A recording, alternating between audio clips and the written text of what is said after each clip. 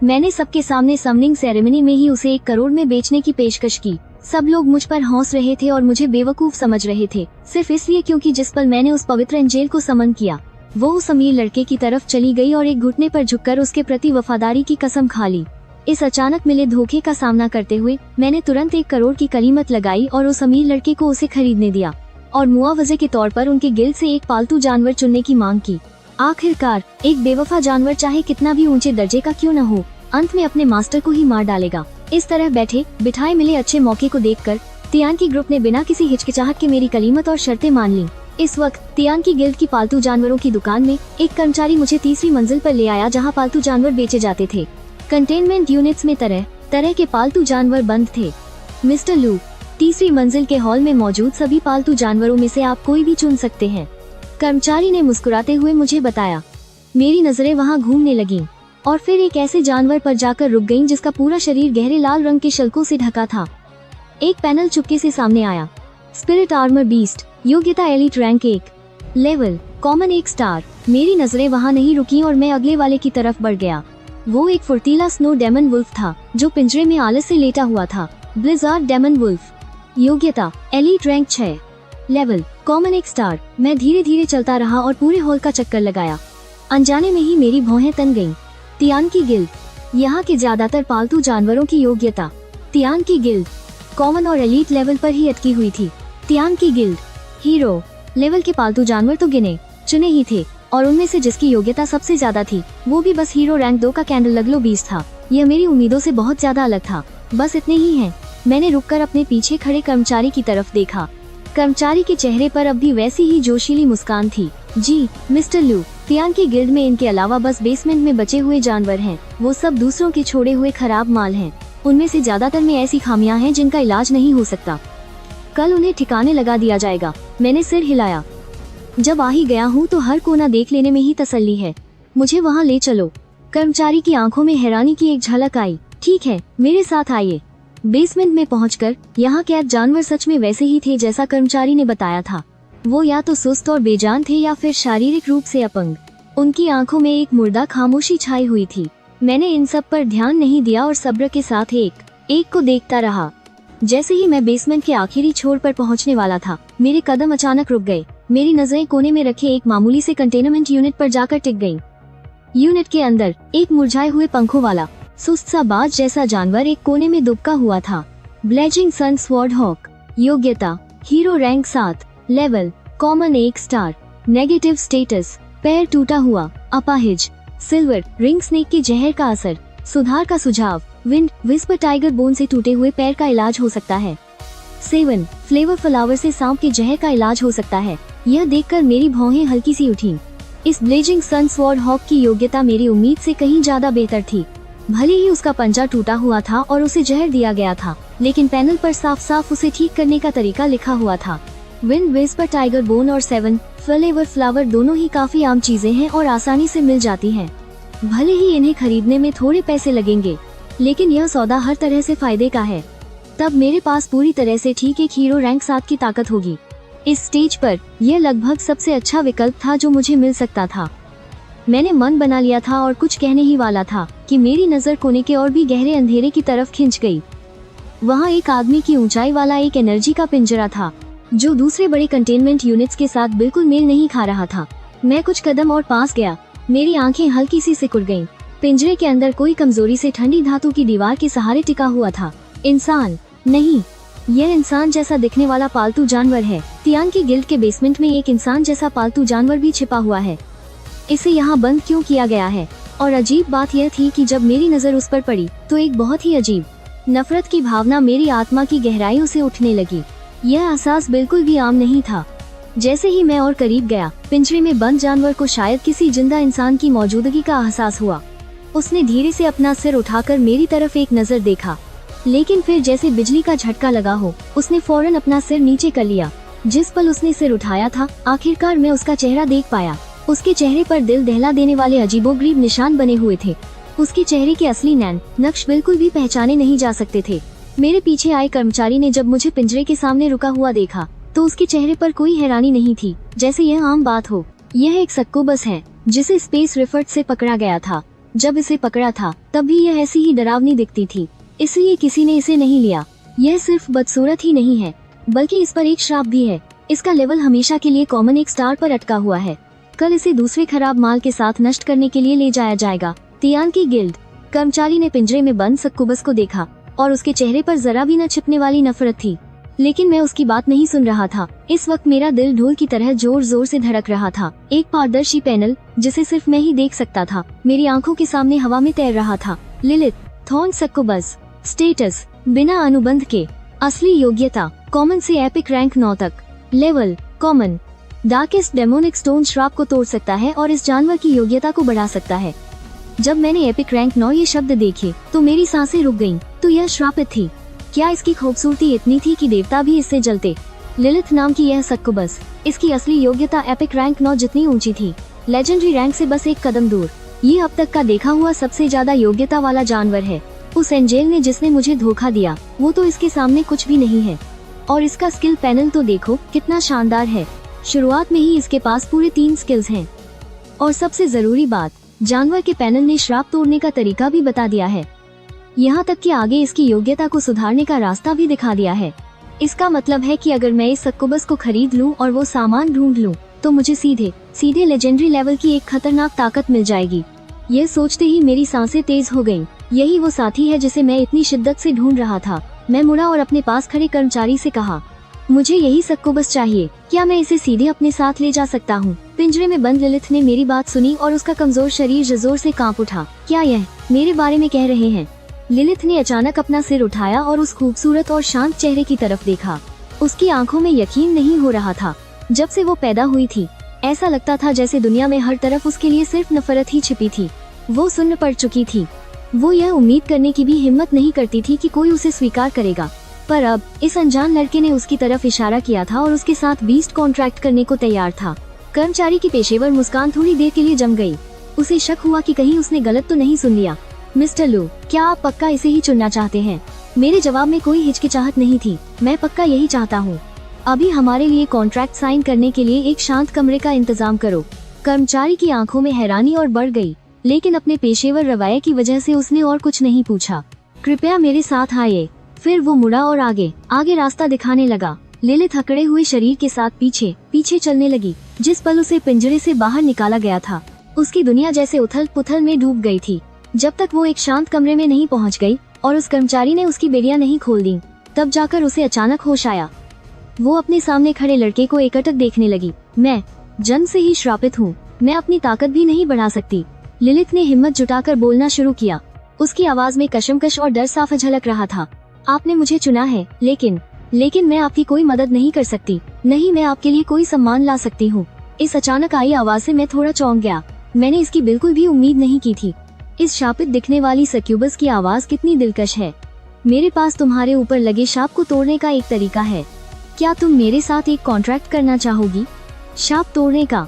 Lilith का दिल ऐसा महसूस हुआ जैसे किसी अनदेखे हाथ ने उसे कसकर पकड़ लिया हो। जिस पल आपने यह फैसला किया उसी पल से मेरी जान आपकी हो गई। लिलिथ की आवाज बहुत धीमी थी, लेकिन उसमें एक दृढ़ संकल्प था। मैंने और कुछ नहीं कहा। अपनी उंगली पर थोड़ी रोशनी इकट्ठा की और धीरे से लिलिथ के माथे पर छुआ। रोशनी चमकी। हम दोनों के पैरों के नीचे एक पुराना कॉन्ट्रैक्ट का जादुई घेरा उभर आया। बराबरी का कॉन्ट्रैक्ट पूरा हुआ। मैं तुरंत मुड़ा और दरवाजे के बाहर इंतजार कर रहे स्टाफ को बुलाया। मुझे कुछ चीजें खरीदनी हैं। अंधेरी रात का एक पंख, नर्क के 5 दांत और घोर अंधकार के 2 जादुई पत्थर। यह सुनकर स्टाफ के चेहरे पर जो भाव आया वह उस वक्त से भी ज्यादा हैरान करने वाला था जब उसने सुना कि मैं एक सक्यूबस को चुनना चाहता हूँ। ये तीनों चीजें बेहद कीमती और महंगी थीं। खासकर घोर अंधकार का जादुई पत्थर, वह और भी ज्यादा दुर्लभ उच्च श्रेणी की चीज थी। मिस्टर लू, इन सभी चीजों की कुल कीमत उसके अपनी बात पूरी करने से पहले ही मैंने अपना टर्मिनल कार्ड उसे दे दिया था। 3 करोड़ काफी होने चाहिए। टर्मिनल कार्ड पर दिख रहे बैलेंस के पेज को देखकर स्टाफ हैरान रह गया। यह काफी है मिस्टर लू, प्लीज थोड़ा इंतजार कीजिए, मैं अभी आपके लिए तैयारी करता हूँ। उसका रवैया पहले से कहीं ज्यादा सम्मानजनक हो गया था। जल्द ही काली ऊर्जा छोड़ने वाली वे तीनों चीजें सावधानी से शांत कमरे में पहुंचा दी गयी। शांत कमरे में सिर्फ मैं और लिलिथ बचे थे। जैसा मैं कहता हूँ वैसा करो। पहले इस पंख को सोख लो। मेरी आवाज शांत और मजबूत थी, जिससे लिलिथ को बहुत तसल्ली मिली। लिलिथ ने मेरी तरफ देखा और जोर से सिर हिलाया। उसने कांपते हुए हाथ से उस अंधेरी रात के पंख को छुआ। जैसे ही पंख ने उसकी उंगली को छुआ, वह काली रोशनी की एक धारा में बदलकर उसके शरीर में समा गया। उसके बाद नर्क के दांत और आखिर में घोर अंधकार के वे 2 जादुई पत्थर। जिस पल लिलित ने आखिरी जादुई पत्थर को पकड़ा, अचानक एक बदलाव हुआ। लिलित को केंद्र मानकर एक बहुत ही तेज ऊर्जा की लहर जोर से चारों ओर फैल गई। मैं इस ताकत से बार बार पीछे धकेला गया और तब जाकर रुका जब मेरी पीठ ठंडी दीवार से जा लगी। मेरी नजरें बीच में हो रही घटना पर टिकी हुई थीं। मैंने देखा कि लिलित के शरीर से गहरे बैंगनी काले रंग के रहस्यमय धागे तेजी से बाहर निकल रहे थे। ये धागे एक दूसरे पर परत बनाते हुए तेजी से आपस में उलझने और लिपटने लगे। आखिरकार उन्होंने एक विशाल बैंगनी काला कोकून बना लिया जिसने लिलित को पूरी तरह से ढक लिया। पूरा शांत कमरा एक भारी, ठंडी और काली ऊर्जा से भर गया था। मेरे सामने मौजूद काले कोकून को घूरते हुए यह कहना झूठ होगा कि मैं घबराया हुआ नहीं था। पैनल पर बताए गए तरीके के अनुसार यह लिलित के ऊपर लगे शाप को तोड़ने के अलावा उसकी काबिलियत को भी वापस शिखर पर पहुंचा सकता था और शायद उसे और भी बेहतर बना सकता था। यह एक बहुत बड़ा जुआ था जिस पर मैंने अपना सब कुछ दांव पर लगा दिया था। अगर मैं कामयाब हो गया तो मेरे पास असीम संभावनाओं वाला एक जादुई जानवर होगा। समय बीतता गया। अचानक चारों ओर फैली बैंगनी ऊर्जा तेजी से पीछे हटी और पागलपन से काले कोकून में वापस समाने लगी। एक तेज चटकने की आवाज के साथ कोकून की दरारों से चौंधिया देने वाली सुनहरी रोशनी की किरणें फूटने लगीं। उन्होंने पल भर में कमरे के अंधेरे को चीर दिया। मैं हैरान हुए बिना न रह सका। सुनहरी लेजेंडरी काबिलियत। जैसे जैसे काले कोकून पर दरारें बढ़ती गईं, हर दरार से चकाचौंध करने वाली सुनहरी रोशनी फूटने लगी, जिससे पूरा शांत कमरा दिन की तरह रोशन हो गया। अचानक काला कोकून पूरी तरह से टूट गया। अनगिनत बैंगनी काले टुकड़े चारों ओर बिखर गए, लेकिन वे हवा में ही सबसे शुद्ध ऊर्जा के कणों में बदल गए। सुनहरी रोशनी ज्यादा देर तक नहीं टिकी और जल्द ही वापस सिमट गई। उसकी जगह और भी ज्यादा गहरी और भी घनी बैंगनी काली ऊर्जा ने ले ली। ऊर्जा की एक अदृश्य लहर छत को भेदती हुई आखिरकार शून्य में गायब हो गई। लिन हुओ। उसी समय नगर निगम की इमारत की सबसे ऊपरी मंजिल पर मेयर लिन हुओ अपनी बड़ी डेस्क के पीछे बैठे थे और इस साल शहर के हाई स्कूल के समनिंग समारोह में छात्रों द्वारा बुलाए गए शुरुआती जादुई जानवरों के नतीजों की रिपोर्ट देख रहे थे। अगले ही पल लिन हुओ अचानक खड़े हो गए और तेजी से बड़ी सी खिड़की के पास गए। उनकी पैनी नजरें शहर के पूर्वी हिस्से की ओर टिक गईं। अभी उन्होंने एक पल के लिए महसूस हुई डरावनी ऊर्जा को पकड़ा था। उसमें मौजूद अथाह समुद्र जैसी विशाल ऊर्जा ने उनके मन को लंबे समय तक शांत नहीं होने दिया। कोई है? लिन हुओ धीमी लेकिन तेज आवाज में चिल्लाए। ऑफिस का दरवाजा तुरंत खुला और यूनिफॉर्म पहने एक काबिल आदमी तेजी से अंदर आया। मेयर, आदेश दीजिए, तुरंत सिटी गार्ड ब्यूरो को सूचित करो। लिन हुओ की आवाज बेहद गंभीर थी। पूर्वी इलाके पर कड़ी नजर रखो, हर असामान्य स्थिति की जांच करो, खास तौर पर देखो कि कहीं कोई स्पेस रिफट तो नहीं खुल रहा है। अधीनस्थ ने तुरंत आदेश माना, मुड़ा और तेजी से चला गया। ऑफिस में सिर्फ लिन हुओ अकेले रह गए। उनका चेहरा इतना गंभीर था कि जैसे उससे पानी टपक पड़ेगा। इस स्तर की ऊर्जा प्रतिक्रिया को शुरू करने की केवल 3 संभावनाएं हो सकती हैं। 1. पास में कोई नया अनजान डायमेंशनल रिफट खुल गया है। 2. कोई मोनार्क स्तर का भयानक प्राणी आ गया है। 3. किसी लेजेंडरी काबिलियत वाले जादुई जानवर का जन्म हुआ है। मोनार्क स्तर का शक्तिशाली व्यक्ति, वह तो पूरे यानहुआंग साम्राज्य में एक बहुत ही महत्वपूर्ण व्यक्ति होता है। उनमें से हर एक की गतिविधियों पर कड़ी नजर रखी जाती है। 10 साल पहले जब से उन्हें ऊपर से लिन्युआन में नियुक्त किया गया था, उन्होंने कभी कोई लेजेंडरी जादुई जानवर नहीं देखा था। लिन्युआन जैसे छोटे मध्यम आकार के शहर में एपिक स्तर का जादुई जानवर मिलना भी बहुत मुश्किल था, और लेजेंडरी स्तर का तो सवाल ही नहीं। लिन हुओ कुछ समझ नहीं पा रहे थे, इसलिए उन्होंने वह अधूरी रिपोर्ट फिर से खोली। इस समय शांत कमरे में जब ऊर्जा की आखिरी लहर भी पूरी तरह से शांत हो गई, तो हवा में एक अजीब सी खामोशी छा गई। मेरी नजरें सामने टिकी हुई थीं। शांत माहौल में मेरे दिल की धड़कन की आवाज बहुत तेज सुनाई दे रही थी। रोशनी कम हो गई। एक परछाई चुपचाप मेरे सामने खड़ी थी। भले ही मैं 2 जन्मों का अनुभव रखता था, लेकिन इस पल में मेरा सारा संयम टूटकर बिखर गया। मेरे सामने की खूबसूरत परछाई को देखकर मेरे दिमाग में तुरंत एक शब्द आया, शानदार। मैंने देखा कि जो कांटेदार निशान पहले लिलित के पूरे शरीर पर थे, अब उनका कोई नामो निशान नहीं था। उनकी जगह अब जेड पत्थर जैसी चिकनी और मुलायम त्वचा थी। उसने शरीर से चिपकी हुई एक बैंगनी काली लंबी ड्रेस पहन रखी थी, जो उसके शानदार शरीर के घुमावों को पूरी तरह से उभार रही थी।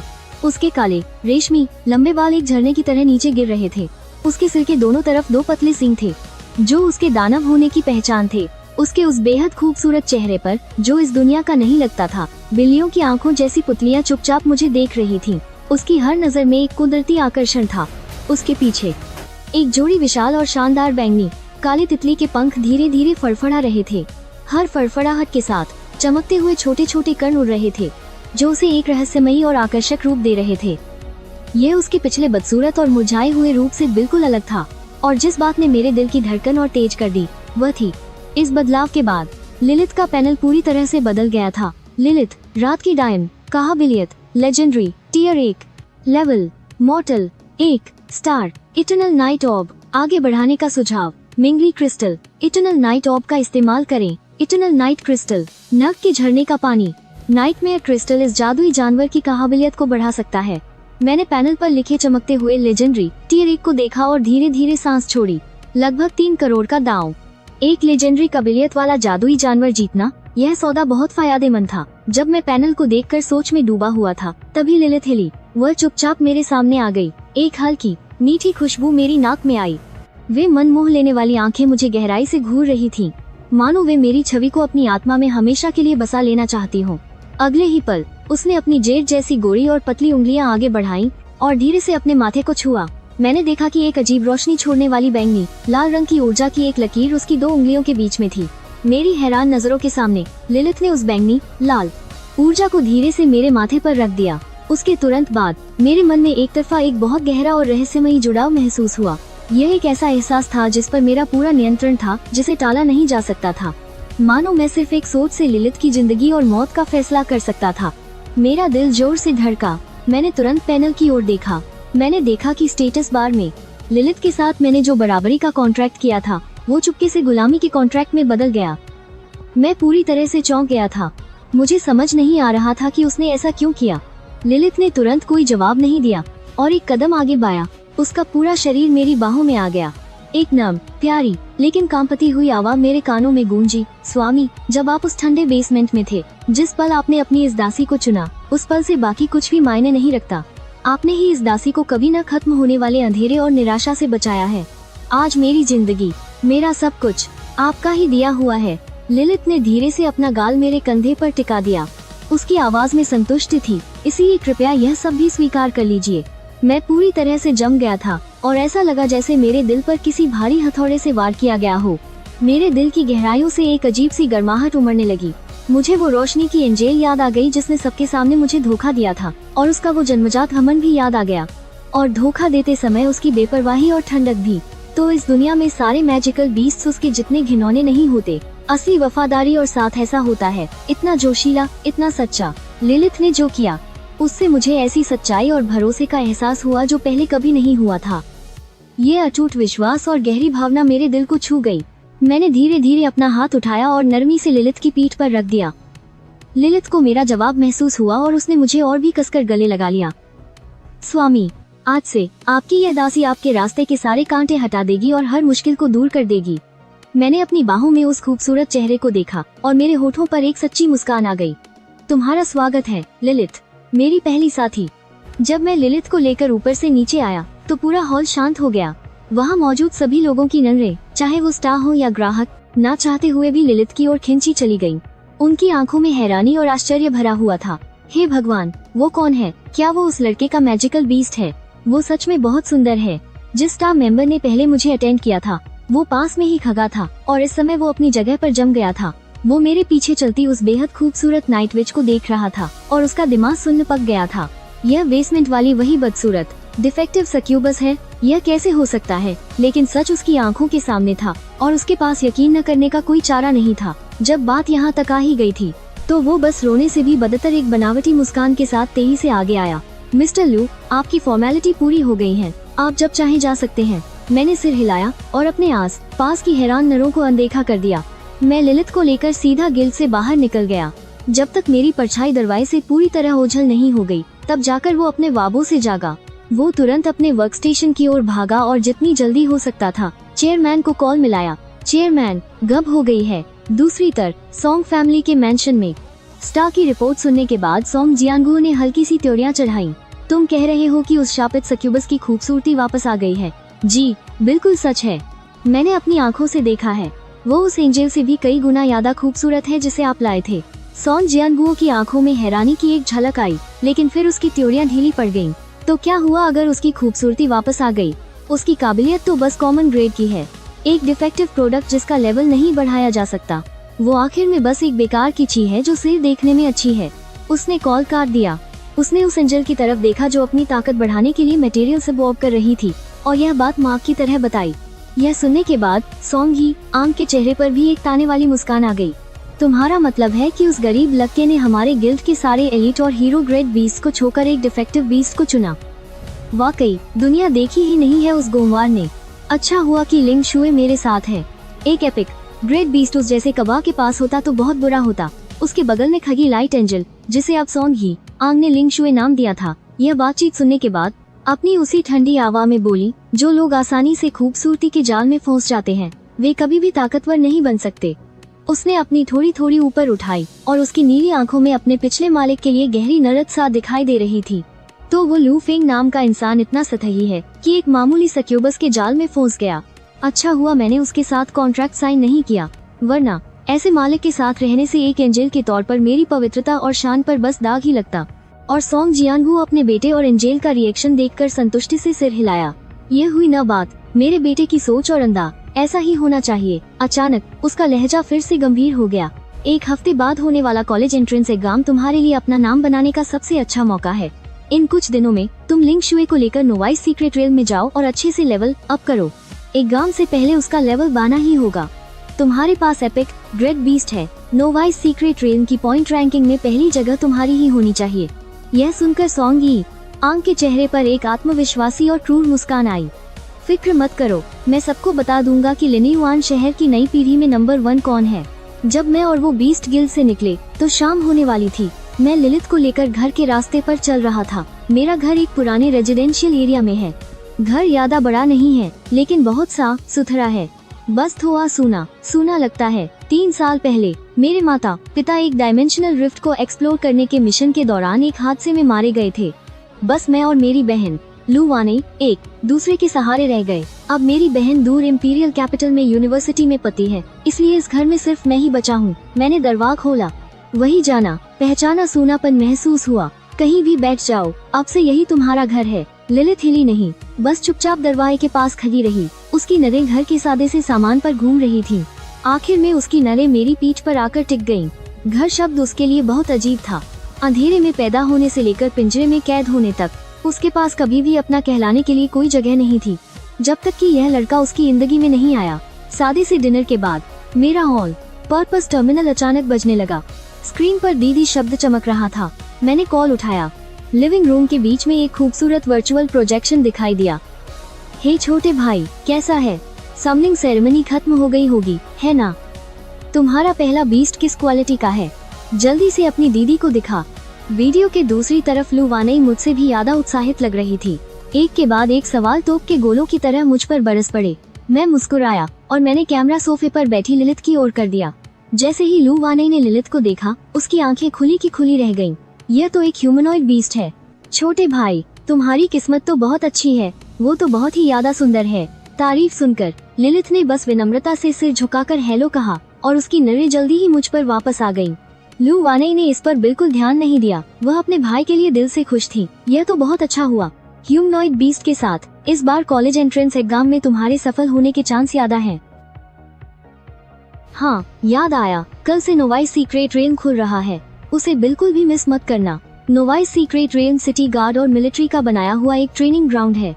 उसके अंदर के एबिस मॉन्स्टर्स का लेवल ज्यादा से ज्यादा कॉमन ग्रेड 9 स्टार्स तक का होता है। यह हम जैसे नए मास्टर्स के लिए लेवल अप करने की सबसे अच्छी जगह है। मैं चुपचाप अपनी बहन की सलाह सुनता रहा और मेरा दिमाग तेजी से चल रहा था।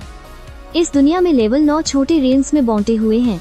अभी बीस्ट कॉन्ट्रैक्ट साइन करने के बाद मैं तो एक ऐसा नौसिखिया हूँ जो कॉमन ग्रेड 1 स्टार के लायक भी नहीं है। इसलिए जितनी जल्दी हो सके मजबूत बनना ही मेरे लिए इस समय सबसे जरूरी काम है। हाँ, एक और बात, नोवाइस सीक्रेट रेल हर साल सिर्फ 3 दिनों के लिए खुलता है। अगर तुम्हारी पॉइंट रैंकिंग अच्छी रही तो तुम्हारे कॉलेज एंट्रेंस एग्जाम में भी बहुत मदद मिलेगी। लेकिन जितने हो सके उतने मॉन्स्टर्स को मारकर पॉइंट्स हासिल करने के साथ अपना भी याद रखना, समझी? मैंने प्रोजेक्शन में अपनी बहन की आंखों में चिंता देखी और गंभीरता से सिर हिलाया। मुझे यह जानकारी अच्छी तरह से पता है। आप चिंता मत करो दीदी, मुझे सब पता है। घर परिवार की कुछ और बातें करने के बाद मैंने कॉल काट दिया। अगली सुबह मैं लिलित को लेकर शहर के किनारे पर बने शुरुआती सीक्रेट रेल के प्रवेश द्वार पर आ गया। विशाल स्पेस पोर्टल के सामने पहले से ही लोगों की भीड़ जमा थी। हजारों लोग जिन्होंने अभी अपना पहला बीस्ट बुलाया था, वे सभी 12वीं के छात्र यहीं पर इकट्ठा हुए थे। ज्यादातर नए लोगों ने एक दूसरे का साथ देने का फैसला किया था ताकि सीक्रेट रेल में उनके बचने की दर और कुशलता बढ़ सके। और जब मैं लिलित को लेकर वहां पहुंचा तो पल भर में ही सबकी नजरें हम पर टिक गईं। लिलित की रहस्यमयी और शानदार बैंगनी काली लंबी ड्रेस और उसका वो दिलकश खूबसूरत चेहरा वहां मौजूद लगभग सभी लड़कों का ध्यान खींच रहा था। एक ही पल में मुझे अनगिनत न्योते मिलने लगे। नए खिलाड़ी का स्वागत है बॉस, हमारी टीम में आ जाओ, हमारी टीम में हीरो क्लास गेल हीलर है। मैंने इन सभी न्योतों को नजरअंदाज कर दिया। मेरा वैसे भी किसी के साथ टीम बनाने का कोई इरादा नहीं था। मैं लिलित को लेकर सीधे लाइन में लगकर सीक्रेट रेल में जाने ही वाला था कि तभी भीड़ के पीछे से एक ताना भरी आवाज आई। अरे यह वो नहीं है क्या? क्या नाम था उसका? मैंने देखा कि सोंग जियांग लोगों के एक झुंड के साथ अपने लाइट एंजल को लेकर सीधे मेरी तरफ आ रहा था। उस वक्त एंजल के पंख पवित्र लग रहे थे और उसके चेहरे पर घमंड था। जब उसकी नजर मुझ पर पड़ी तो उसमें जरा भी न छिपी हुई नफरत थी और सोंग जियांग की नजरें कुछ पल के लिए लिलित पर टिकी रहीं। उसकी आंखों में हैरानी और जलन की एक चमक थी, लेकिन जल्द ही उसकी जगह गहरे ताने ने ले ली। दोस्तों, इसके धोखे में मत आना। सोंग जियांग ने अपनी आवाज तेज की और चढ़ाकर आसपास के लोगों से चिल्लाकर कहा, तुम लोग इसके पास वाले इस बीस्ट की खूबसूरती पर मत जाओ। असल में यह तो बस एक खराब माल है जिसे मेरी तियान की गिल्ड नष्ट करने वाली थी। इसकी योग्यता सिर्फ नॉर्मल ग्रेड की है और इसका लेवल तो कभी बढ़ ही नहीं सकता। यह बस एक खूबसूरत लेकिन किसी काम का नहीं ऐसा फूलदान है। यह सुनते ही वहाँ मौजूद सभी लोग हैरान रह गए। जो लोग थोड़ी देर पहले मुझे इतने उत्साह से बुला रहे थे, अब उनकी आंखों में मेरे लिए नजरिया तुरंत बदल गया। तो यह सिर्फ दिखावे का है। सभी लोग तुरंत मुझसे दूर हो गए। आसपास के लोगों की प्रतिक्रिया देखकर सोंग जियांग के चेहरे पर मुस्कान और भी ज्यादा घमंडी हो गई। वह मेरे सामने आया। उसने दिखावा करते हुए अपने पास खड़े लाइट एंजल के पंखों को थपथपाया। देखा, यह है वो बीस्ट जो एक असली जीनियस के पास होना चाहिए। वैसे क्या मुझे तुम्हारा शुक्रिया अदा नहीं करना चाहिए? वरना मुझे इतना शक्तिशाली बीस्ट कैसे मिलता? कुछ लोगों की तरह नहीं जो एक खराब माल को उठाकर उसे खजाना समझ बैठते हैं। वह मेरे करीब आया और अपनी आवाज धीमी करके बस हम दोनों को सुनाई दे इतनी आवाज में बुरी नीयत से फुसफुसाया, तुम्हें पता है लिंग शुए कितनी एक्टिव रहती है? हम दोनों बहुत करीब हैं। जब से वो मेरे साथ है, तुम्हारे साथ होने से कहीं ज्यादा जोश में रहती है। मैंने शांत नजरों से उसे देखा। ज़ुबानी जंग दुनिया की सबसे उबाऊ चीज है। हालांकि मुझे कोई फर्क नहीं पड़ा, लेकिन लिलित को फर्क पड़ा। लिलित के शरीर से एक पल के लिए हाड़ कंपा देने वाला जानलेवा इरादा निकला। उसकी बिल्ली जैसी खूबसूरत आंखें बेहद गहरी हो गईं। वह सोंग जियांग को घूरने लगी। मैंने लिलित की भावनाओं में हलचल महसूस की और अपना हाथ बढ़ाकर धीरे से उसकी ठंडी हथेली पकड़ ली। लिलित का शरीर कांप गया। वह जानलेवा इरादा जो लगभग काबू से बाहर हो रहा था तुरंत गायब हो गया। उसने अपना सिर उठाकर मेरी तरफ देखा। उसकी आंखों की ठंडक झील के पानी जैसी कोमलता में बदल गई। मैं कुछ नहीं बोला, बस उसकी तरफ देखकर नम सिर हिला दिया। एक बेवकूफ से बहस करना बेकार है। अभी अपनी ताकत बचा कर रखो। जब हम सीक्रेट रेल में पहुंच जाएंगे तब अपनी उपलब्धियों और पॉइंट से फैसला करेंगे कि कौन बेहतर है। लिलित तुरंत अपने मालिक का मतलब समझ गई। उसने सोंग जियांग को नजरअंदाज किया और अपने दोनों हाथ बढ़ाकर प्यार से मेरा हाथ पकड़ लिया और अपने नरम शरीर को मुझसे कसकर सटा लिया। फिर उसने दबी हुई नजर से सोंग जियांग के पीछे खड़े एंजल को देखा। उसका यह अंदाज निर्भरता और एक खामोश ऐलान दोनों था। मैंने अपना हाथ छुड़ाने की कोशिश की, लेकिन पाया कि उसने बहुत कसकर पकड़ रखा था।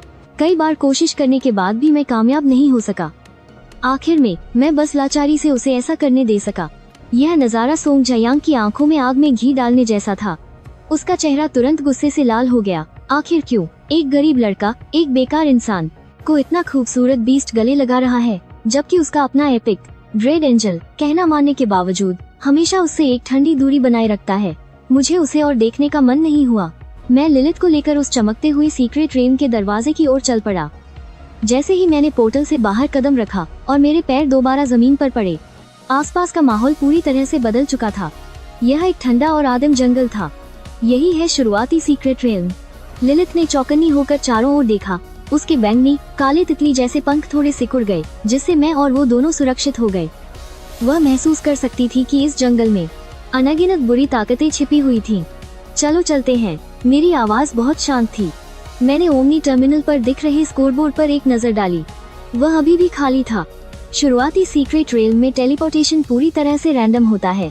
टीम बनाने वाले लोग भी अक्सर अलग हो जाते हैं। इस वक्त इस इलाके में सिर्फ हम दोनों थे। हम दोनों बिना किसी जल्दबाजी के जंगल की गहराई में चलने लगे। लिलिथ की इंद्रियां पूरी तरह से खुली थीं, जो आसपास की हर हलचल को पकड़ रही थीं। हालांकि लगभग 10 मिनट चलने के बाद मैं पत्थरों के एक मामूली से ढेर के पास रुक गया। लिलिथ ने हैरानी से मेरी तरफ देखा। यहाँ किसी भी मॉन्स्टर की कोई आहट नहीं थी, यहाँ तक कि ऊर्जा की जरा सी भी हलचल नहीं थी। मैंने कोई सफाई नहीं दी, बस अपनी उंगली उठाकर पत्थरों के ढेर में एक काले पत्थर की ओर इशारा किया, जिसका रंग आसपास के पत्थरों से थोड़ा गहरा था। मेरी नजरों में एक पैनल साफ साफ दिखाई देने लगा, जिसे सिर्फ मैं ही देख सकता था। रॉक मॉन्स्टर, योग्यता नॉर्मल, चौथा टियर, लेवल मॉर्टल 2 स्टार, इस पर हमला करो। मैंने बस इतना ही कहा। हालांकि लिलिथ के मन में हजारों सवाल थे, लेकिन उसने जरा भी संकोच नहीं किया। हवा में हल्की सी कंपकंपी हुई। एक विशाल, पूरी तरह से काली दरांती, जिसके चारों ओर खून जैसी लाल रोशनी लिपटी थी, अचानक उसके हाथों में आ गई। स्किल रिडेम्पशन की दरांती, नरक की गहराइयों से आई हुई दरांती। दरांती पर नरक से आई खून जैसी लाल रोशनी लिपटी हुई थी। इस दरांती से लगे किसी भी घाव को कुछ समय तक ठीक या भरा नहीं जा सकता। लिलिथ ने दरांती का हैंडल कसकर पकड़ा और उसका शरीर एक भूत की तरह आगे बढ़ा। उसके हाथ की विशाल दरांती ने एक ठंडी सी लकीर बनाई और बिना किसी रहम के उस काले पत्थर पर वार कर दिया। तेज धार वाली दरांती को कोई रुकावट महसूस नहीं हुई, जैसे पनीर काट रही हो। उसने उस सख्त पत्थर को एक पल में 2 हिस्सों में बांट दिया। कटाई शीशे की तरह चिकनी थी। जैसे ही लिलिथ ने सोचा कि उसने बस एक मामूली पत्थर को तोड़ा है, तभी एक अजीब बदलाव हुआ। एक हल्के बैंगनी रंग की रोशनी कटे हुए पत्थर से धीरे धीरे ऊपर उठी और फिर रोशनी की एक धारा बनकर तेजी से लिलिथ के शरीर में समा गई। एक गर्म लहर पूरे शरीर में फैल गई। वह एक्सपीरियंस पॉइंट्स थे। यह मामूली सा दिखने वाला पत्थर सच में एक मॉन्स्टर था।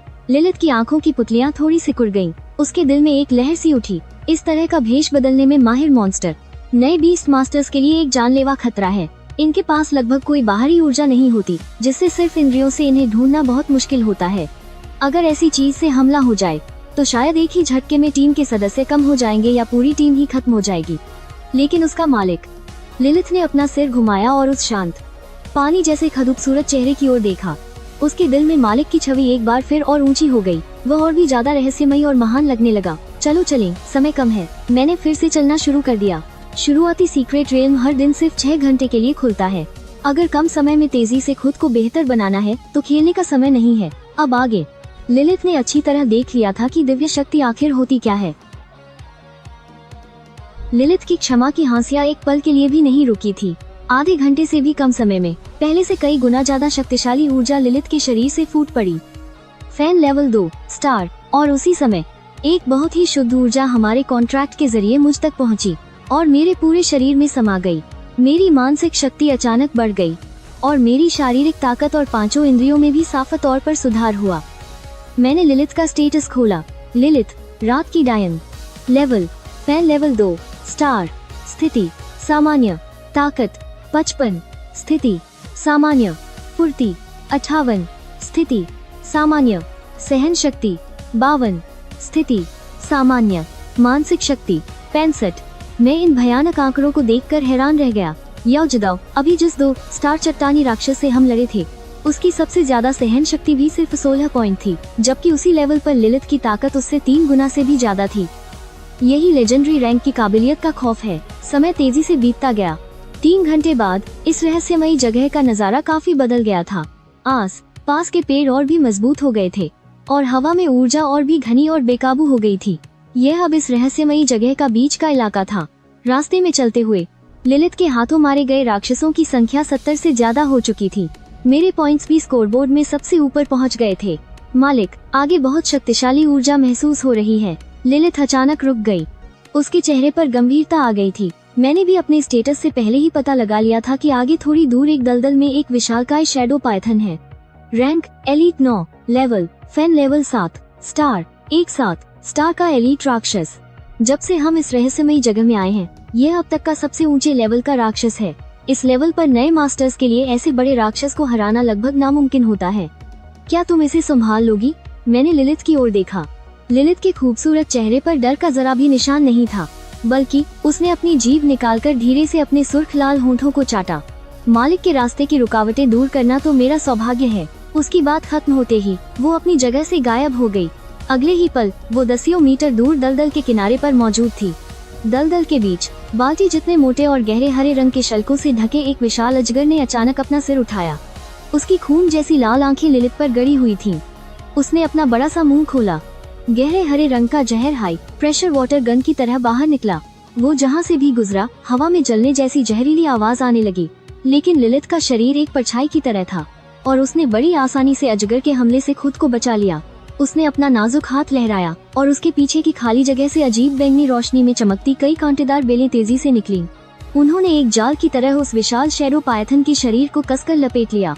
बेलों पर लगे नुकीले कांटे अजगर के मांस में गहरे धंस गए। स्किल दर्दनाक कांटे। इसमें उलझने या घायल होने वाले किसी भी जीव को लगातार खून बहने और जहर जैसे बुरे प्रभावों का सामना करना पड़ता है। विशाल अजगर दर्द से चीखने लगा। वो पागलों की तरह छटपटा रहा था लेकिन खुद को छुड़ा नहीं पा रहा था। पता नहीं कब लिलित उस विशाल अजगर के सिर के ऊपर आ गई थी। उसने अपनी क्षमा की हौसिया को ऊंचा उठाया और उसकी आंखों में कोई भाव नहीं था। वो काली हंसिया सब कुछ काट डालने की ताकत के साथ नीचे आई। एक बड़ा सा सांप का सिर आसमान में उछल गया। वो सिर हवा में 2 बार घूमा और फिर जोर से दलदल में जा गिरा। उस विशाल बिना सिर वाले सांप का शरीर कुछ देर तक तड़पता रहा और फिर उसमें जान नहीं बची। ऊर्जा का एक घना गोला सांप के शरीर से निकला और पूरा का पूरा लिलित के शरीर में समा गया। लिलित की ऊर्जा एक बार फिर तेजी से बढ़ने लगी। शक्तिशाली ऊर्जा की लहरें चारों ओर फैल गईं। Fan level 6 star. और उसी समय एक और भी ज्यादा शुद्ध ऊर्जा मेरे शरीर में भर गई। मैं साफ महसूस कर सकता था कि मेरी मानसिक और शारीरिक ताकत एक और लेवल बढ़ गई है। तभी मैंने अपने टर्मिनल पर पॉइंट्स देखे। पूरे 25,000 पॉइंट्स। स्कोरबोर्ड पर नंबर 1। लेकिन यह अभी भी काफी नहीं था। पॉइंट्स मेरे लिए सिर्फ एक बोनस थे। असली मकसद तो राक्षसों को हराकर लेवल बढ़ाना है। और भी गहरी जगह पर चलो। मैं एक पल भी नहीं रुका और लिलित के साथ इस रहस्यमयी जगह के दूसरे हिस्सों की ओर बढ़ता रहा। दूसरी तरफ इस रहस्यमयी जगह के अंदर एक बड़े से घास के मैदान पर सोंग जियांग एक अजीब चट्टान के पीछे छिपा हुआ था और चमकती आंखों से पास की एक बड़ी गुफा को घूर रहा था। गुफा के मुंह पर एक छोटे पहाड़ जितना बड़ा जानवर था जिसका पूरा शरीर गहरे लाल बालों से ढका था। एक नर शेर जमीन पर गहरी नींद सो रहा था। Bloodthirsty lion. Rank elite 9। Level fan level 7 star. और उस नर शेर के पीछे गुफा के अंदर हल्की लाल रोशनी वाले कुछ अजीब पौधे हवा में हिल रहे थे। Blood essence flower. और वो भी 3। सोंग जियांग की सांसें तेज हो गईं। उसकी आंखों में लालच भर गया था। ब्लड एसेंस फ्लावर एक ऐसी कीमती सामग्री जो फैन लेवल से नीचे के जानवरों की ताकत को बहुत ज्यादा बढ़ा सकती है। इसे बाजार में अनमोल माना जाता है। लिंग शुए, वो फूल मेरे लिए लेकर आओ। सोंग जियांग ने धीमी आवाज में अपने पास खड़ी रोशनी की एंजेल को आदेश दिया। रोशनी की एंजेल की नीली आंखों में एक पल के लिए हिचकिचाहट दिखी। वो उस शेर के अंदर की भयानक ताकत को महसूस कर सकती थी। अगर वो जाग गया तो अंजाम बहुत बुरा होगा। जल्दी जाओ, डर किस बात का है? सोंग जियांग ने उसे हिचकिचाते देखा तो उसके चेहरे पर बेसब्री और गुस्सा दिखने लगा। तू एक एपिक रैंक की एंजेल है, क्या तू एक एलीट रैंक के जानवर से डरती है? भूल मत कि तुझे उस बेकार के हाथ से किसने छुड़ाया था। तेरी हिम्मत कैसे हुई मेरा हुक्म न मानने की? रोशनी की एंजेल के पंख हल्के से कांपे और आखिर में उसने हार मान ली। उसने अपनी सारी दिव्य रोशनी को छिपा लिया और एक सफेद परछाई की तरह चुपचाप गुफा में चली गई। सोंग जियांग बाहर घबराहट के साथ इंतजार कर रहा था और उसका दिल जोर जोर से धड़क रहा था। कुछ सेकंड बाद रोशनी की एंजेल वापस आ गई। वो तीनों ब्लड एसेंस फ्लावर लाने में कामयाब रही थी। सोंग जियांग के चेहरे पर खुशी की लहर दौड़ गई। लेकिन जैसे ही वो एंजेल के साथ चुपचाप भागने वाला था, अचानक कुछ अजीब हुआ। एक कान फाड़ देने वाली दहाड़ पूरे घास के मैदान में गूंज उठी। वो ब्लडथर्स्टी लायन जाग गया था। उसकी जानवर जैसी आंखें सोंग जियांग और एंजेल पर टिक गईं। उसका जानलेवा गुस्सा एक लहर की तरह उन पर छा गया। अपना खजाना चोरी होने से वो पूरी तरह भड़क गया था। जल्दी मुझे लेकर भागो। सोंग जियांग बुरी तरह डर गया था और उसे जल्दी करने के लिए कहने लगा। रोशनी की एंजेल ने फौरन उसका कंधा पकड़ा, अपने पंखों को जोर से फड़फड़ाया और रोशनी की एक लकीर बनकर दूर भागने लगी। ब्लडथर्स्टी लायन गुस्से से दहाड़ा और धूल का गुबार उड़ाते हुए उनके पीछे लग गया। और तेज, वो हमें पकड़ने ही वाला है। सोंग जियांग को अपने पीछे की डरावनी हवा और भी पास आती महसूस हो रही थी। डर से उसका चेहरा सफेद पड़ गया था और वो पागलों की तरह चिल्ला रहा था। रोशनी की एंजेल अपनी पूरी रफ्तार से उड़ रही थी, लेकिन उसे अपने साथ एक इंसान को भी ले जाना था। जाहिर है इसकी वजह से उसकी रफ्तार कम हो गई थी। यह देखते हुए कि पीछे शेर और भी करीब आ रहा है, सोंग जियांग की आंखों में जालिम और पागलपन का एक भाव चमका। जिंदगी और मौत के इस पल में उसके कानों में रोशनी की एंजेल की शांत और ठंडी आवाज सुनाई दी। आगे 1 किलोमीटर दूर इंसानों की एक टीम है। यह सुनकर सोंग जियांग पहले तो हैरान रह गया, फिर उसकी आंखों में एक बहुत ही शातिर चमक आ गई। बहुत बढ़िया लिंग शुए, इस जानवर को उनकी तरफ ले चलो। उन्हें हमारे लिए इस शेर को रोकने दो। सब लोग जोर लगाओ और इस पेंगोलिन को खत्म कर दो। हम टॉप 100 में आ जाएंगे। टीम में एक ऊंची पोनीटेल वाली खूबसूरत लड़की लड़ाई को कमांड कर रही थी।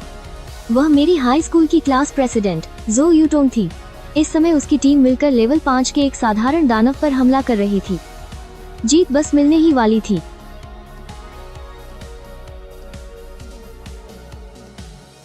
क्या हो रहा है? क्या भूकंप आया? टीम के सदस्यों के चेहरे बदल गए और उन्होंने हमला करना बंद कर दिया। जो यूटोंग के दिल में एक अजीब सी बेचैनी होने लगी। उसने अचानक अपना सिर उठाया और कंपन की दिशा में देखा। उसने देखा कि एक सफेद रोशनी बहुत तेज रफ्तार से उनकी ओर आ रही थी और उस रोशनी के पीछे एक भयानक और डरावना गहरे लाल रंग का शेर था। वह बहुत ही ज्यादा गुस्से में तेजी से दौड़ता हुआ आ रहा था। भागो! जो यूटोंग की पुतलियां अचानक सिकुड़ गईं और वह जोर से चीखी, लेकिन बहुत देर हो चुकी थी। वह सफेद रोशनी उनके सिर के ऊपर से गुजरते हुए तुरंत तेज रफ्तार से दूर चली गई और वह खून का प्यासा शेर जिसे वहां लाया गया था, उसने अपना सारा गुस्सा उस टीम पर निकाल दिया जो उसके रास्ते में आ गई थी। बचाव करो! जो यूटोंग ने निराश होकर चिल्लाया। उसके बीस्ट एक टीम सितारा बर्फीले खुफिया कवच वाले कछुए ने तुरंत सबसे आगे आकर बचाव किया। उसने एक बहुत बड़ी बर्फ की ढाल बनाई, लेकिन एक साथ सितारा एलीट दानव के सामने यह सब बेकार था। खून के प्यासे शेर ने बस यूं ही अपना पंजा घुमाया। वह मजबूत बर्फ की ढाल कांच की तरह टूट गई। खुफिया कवच वाले कछुए ने दर्द से कराहने की आवाज निकाली। उसका बड़ा शरीर सीधे हवा में उड़ गया। उसके कवच पर कई दरारें आ गईं। जो यूटोंग दुख से चिल्लाई। टीम के दूसरे सदस्यों के बीस्ट्स ने भी हमला किया, लेकिन उनके रंग बिरंगे स्किल्स खून के प्यासे शेर पर ऐसे लग रहे थे जैसे उसे गुदगुदी भी नहीं हो रही हो। एक सदस्य बच नहीं पाया और उसे शेर की पूंछ लग गई। वह एक टूटी पतंग की तरह हवा में उड़ गया और तुरंत बेहोश हो गया। पूरी टीम पर निराशा छा गई। जो यूटोंग ने उस शेर को पास आते हुए देखा। उसका शरीर ठंडा पड़ गया और हाथ पैर कमजोर हो गए। क्या मैं मरने वाली हूँ? जैसे ही उसने अपनी आंखें बंद की और मौत का सामना करने के लिए तैयार हुई, तभी उसके कानों में एक शांत लेकिन जानी पहचानी आवाज गूंजी, लिलिथ, हमला करो। आवाज खत्म होते ही कई बैंगनी कांटे हवा में दिखाई दिए। उन्होंने तुरंत खून के प्यासे शेर के चारों पैरों को कसकर जकड़ लिया। खून का प्यासा शेर गुस्से से दहाड़ा। वह पागलों की तरह छटपटाया, लेकिन उसने देखा कि वे पतले दिखने वाले कांटे उम्मीद से कहीं ज्यादा मजबूत थे।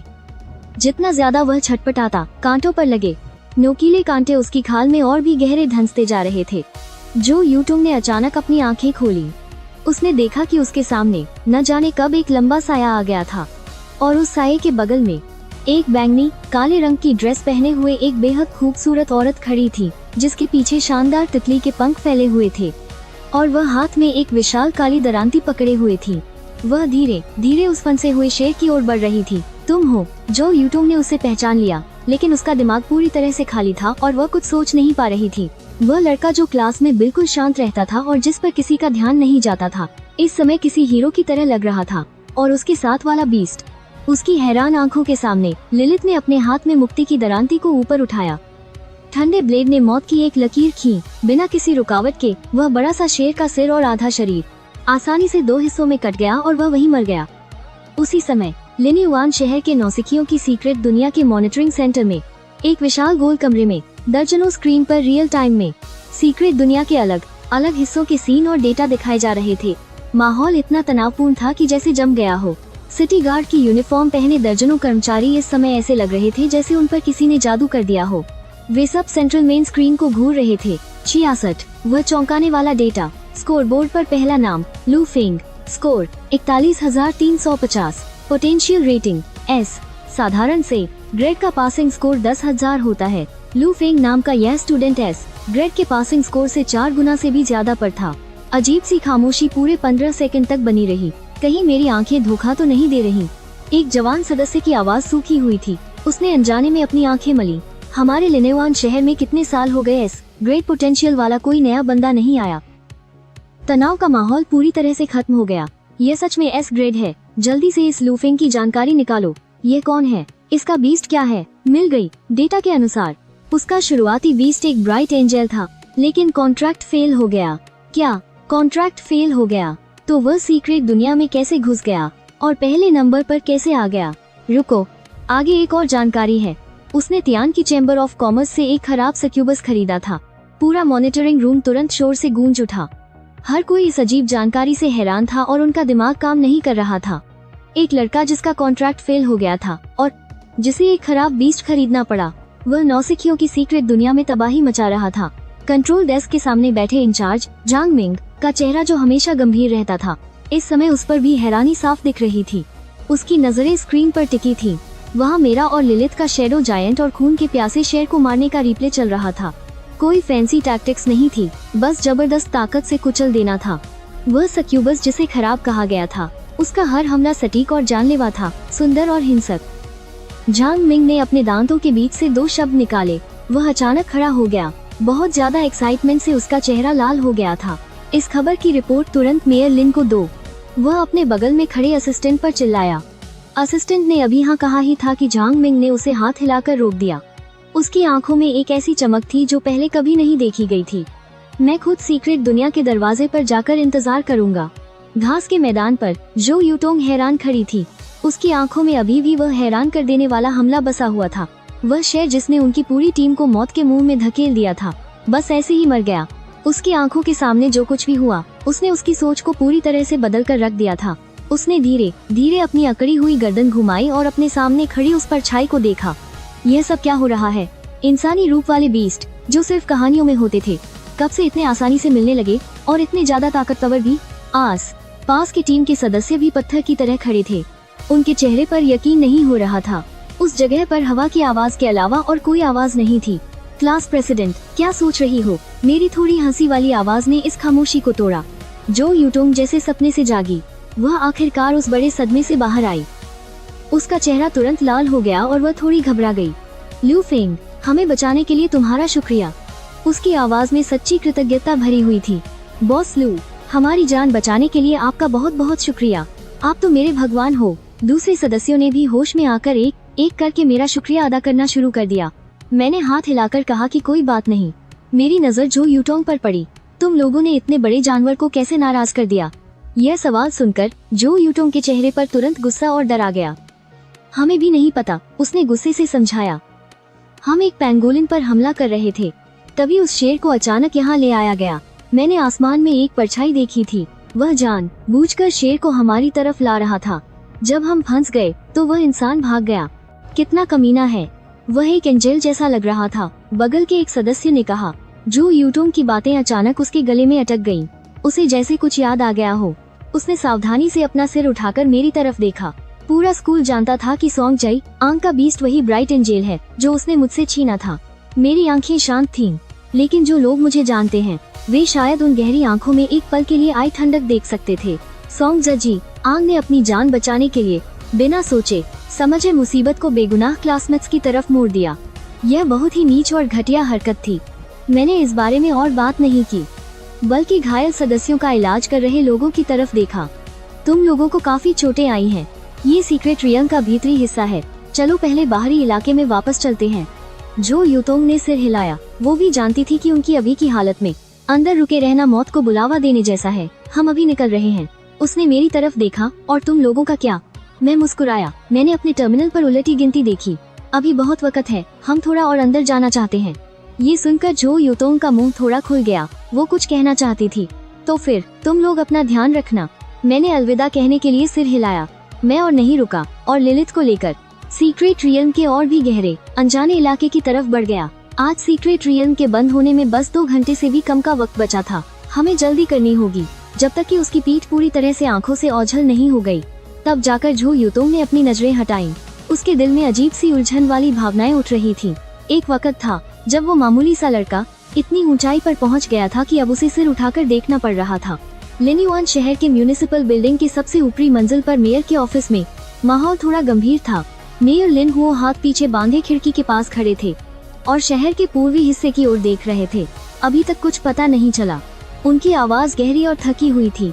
उनके पीछे लिन्युआन शहर के सिटी गार्ड ब्यूरो के चीफ झांग डोंग ने गंभीर चेहरे के साथ अपना सिर ना में हिलाया। मेयर, कल रात जब वो एनर्जी की लहर महसूस हुई थी, उसके बाद हमने तुरंत पूर्वी इलाके की छानबीन शुरू कर दी थी। हमें कोई भी नई दूसरी दुनिया की दरार नहीं मिली और न ही किसी हाई लेवल के ताकतवर इंसान के शहर में आने का कोई रिकॉर्ड मिला। झांग डोंग की आवाज में भी उलझन थी। वो ताकत किसी गहरी खाई या समंदर जैसी थी, लेकिन पलक झपकते ही गायब हो गई, जैसे कोई वहम हो। पर स्काई रैंक के ताकतवर इंसान होने के नाते लिन हुओ से महसूस करने में गलती नहीं हो सकती थी। लिन हुओ खामोश रहे। उनकी पैनी नजरों में गहरी सोच की झलक थी। अनजानी चीजें ही सबसे ज्यादा परेशान करती हैं। वो मुड़े और वापस अपनी बड़ी सी ऑफिस की डेस्क पर बैठ गए। छोड़ो इसे, बस निगरानी बनाए रखो। सीक्रेट रियल में क्या चल रहा है? इस साल कोई अच्छा टैलेंट मिला? ये सुनकर झांग डोंग के चेहरे का तनाव थोड़ा कम हुआ, लेकिन उनकी आंखों में अफसोस साफ झलक रहा था। अभी तक सबसे अच्छा स्कोर सोंग परिवार के लड़के सोंग जियांग का है। उसके पॉइंट्स 6000 से कुछ ज्यादा हैं। उसका बीस्ट एक एपिक लेवल का लाइट एंजल है। उसकी पोटेंशियल रेटिंग ए क्लास तक पहुंच गई है। पिछले सालों के हिसाब से ए क्लास की रेटिंग टॉप मानी जाती है। लेकिन ये सुनने के बाद लिन हुओ ने बस एक हल्की सी आह भरी जो सुनाई भी नहीं दी। लिनयुआन शहर में बहुत समय से कोई असली जीनियस नहीं आया है। 3 साल पहले बड़ी मुश्किल से एक एस क्लास पोटेंशियल वाला स्टूडेंट मिला था, जिसे कैपिटल यूनिवर्सिटी एक खजाने की तरह उठाकर ले गई। और वो इन सालों में उनकी कुछ गिनी चुनी बड़ी उपलब्धियों में से एक बन गई। लेकिन उसके बाद कोई और खुशखबरी नहीं मिली। किसी भी शहर का भविष्य आखिरकार इन नौजवानों पर ही निर्भर करता है। अगर टॉप लेवल का नया खून शामिल न हो तो लिनयुआन शहर आस पास के शहरों की होड़ में और भी ज्यादा पिछड़ जाएगा। जैसे ही ऑफिस का माहौल एक बार फिर खामोशी में डूबा, ऑफिस का दरवाजा जोर से खुला और एक आदमी दौड़ता हुआ अंदर आया। आने वाला शख्स बिगिनर सीक्रेट रियल्म के मॉनिटरिंग सेंटर का इंचार्ज झांग मिंग था। वो हाफ रहा था और उसका चेहरा उत्साह, हैरानी और बेइंतहा खुशी जैसी मिली जुली भावनाओं से भरा हुआ था। ओल्ड झांग, तुम्हें क्या हुआ है? उसकी ये हालत देखकर झांग डोंग ने अपनी भौहें सिकोड़ लीं। लिन हुओ ने भी नजरें उठाकर अपने हमेशा शांत रहने वाले कर्मचारी की तरफ देखा। जल्दी मत करो, आराम से बताओ, क्या हुआ है? झांग मिंग ने जोर से अपना थूक निगला और अपने जोर से धड़कते दिल को शांत करने की कोशिश की। मेयर, हमारे यहाँ आखिरकार एक और एस क्लास पोटेंशियल वाला स्टूडेंट आ गया है। एस क्लास, ये 2 शब्द किसी बिजली की तरह शांत ऑफिस में गूंज उठे। झांग डोंग के चेहरे के हाव भाव पल भर में जम गए। मेयर लिन हुओ, जो अपनी कुर्सी की पीठ से टिके हुए थे, अचानक सीधे हो गए। तुमने क्या कहा? तुम्हें यकीन है कि तुमने गलत नहीं देखा? झांग मिंग ने जोर से सिर हिलाया। उसने अपने टर्मिनल से डेटा की एक लाइट स्क्रीन निकाली। उत्साह की वजह से उसके हाथ थोड़े कांप रहे थे और उसे दोनों लीडर्स के सामने पेश किया। बिल्कुल सच है, मैंने अपनी आंखों से देखा है। लू फेंग नाम का ये स्टूडेंट, इसके पॉइंट्स 40,000 से ज्यादा हो गए हैं। पोटेंशियल रेटिंग एस है। जैसे ही मैंने डेटा देखा, मैं तुरंत आपको रिपोर्ट करने के लिए यहाँ भागा चला आया। लिन हुओ की नजरें उस लाइट स्क्रीन पर गड़ी हुई थीं। उनकी सांसें तक रुक गई थीं। 40,000 पॉइंट्स, और ये डेटा एस क्लास के पासिंग स्कोर से कई गुना ज्यादा था। कुछ पल की खामोशी के बाद लिन हुओ ने जोर से डेस्क पर हाथ मारा और अचानक खड़े हो गए। उनके चेहरे की गंभीरता की जगह बेइंतहा खुशी ने ले ली थी। बहुत अच्छे, बहुत अच्छे। ये तो आसमान से गिरा एक तोहफा है। एक एस क्लास जीनियस का लिनयुआन शहर के लिए मतलब किसी एक क्लास से कहीं बढ़कर है। ये सिर्फ एक उपलब्धि नहीं है, बल्कि लिनयुआन शहर के भविष्य की उम्मीद है। पास खड़े झांग डोंग भी हैरानी से बाहर आए और उनके चेहरे पर एक बड़ी सी मुस्कान थी। बधाई हो मेयर, ये सब आपके शानदार नेतृत्व की वजह से है, तभी हमारे शहर में इतने टैलेंटेड लोग निकल रहे हैं। लिन हुओ ने हाथ हिलाकर उसे रोका। इस वक्त उनका इन सब बातों को सुनने का मन नहीं था। मॉनिटरिंग सेंटर चलो। उनकी आंखों में एक तेज चमक जल रही थी। मैं अपनी आंखों से देखना चाहता हूँ कि ये लू फेंग नाम का लड़का आखिर किस तरह का जीनियस है। इस वक्त मैं और लिलिथ एक गहरी घाटी में थे। मेरे सामने 20 से ज्यादा हरी चमकती हुई आंखों के जोड़े अंधेरी घाटी में जल उठे। वो स्पाइन बोन वुल्व्स का एक झुंड था। उनमें से हर एक का आकार एक बड़े बैल जितना था। उनकी पीठ पर चाकू की धार जैसी नुकीली हड्डियां उगी हुई थीं, जो बहुत डरावनी लग रही थीं। उनकी ताकत आमतौर पर 3 स्टार से 5 स्टार के बीच थी, और झुंड में सबसे आगे एक विशालकाय स्पाइन बोन वुल्फ किंग था, जो अपने झुंड के बाकी भेड़ियों से लगभग 2 गुना बड़ा था। वो अपनी ठंडी और क्रूर आंखों से मुझे और लिलिथ को घूर रहा था। नॉर्मल, ग्रेड 7 स्टार, ये एक सोची समझी साजिश थी। लिलिथ की सांसें अब पहले की तरह शांत नहीं थीं। उसके गोरे माथे पर पसीने की छोटी छोटी बूंदें आ गई थीं। लंबे समय तक जोरादार लड़ाई लड़ने की वजह से उसकी भी बहुत एनर्जी खत्म हो गई थी। लेकिन जिस हाथ से उसने अपनी सिथ ऑफ एब्सोल्यूशन पकड़ रखी थी, वो अब भी पहाड़ की तरह मजबूत था, जरा भी नहीं हिला। मालिक, सावधान रहिएगा। लिलिथ की आवाज में गंभीरता थी। ये जानवर अब तक मिले सभी मॉन्स्टर से ज्यादा चालाक हैं। हम जानबूझकर कमजोर होने का नाटक कर रहे एक 5 स्टार स्पाइनबोन वुल्फ का पीछा करते हुए इस घाटी में फंस गए।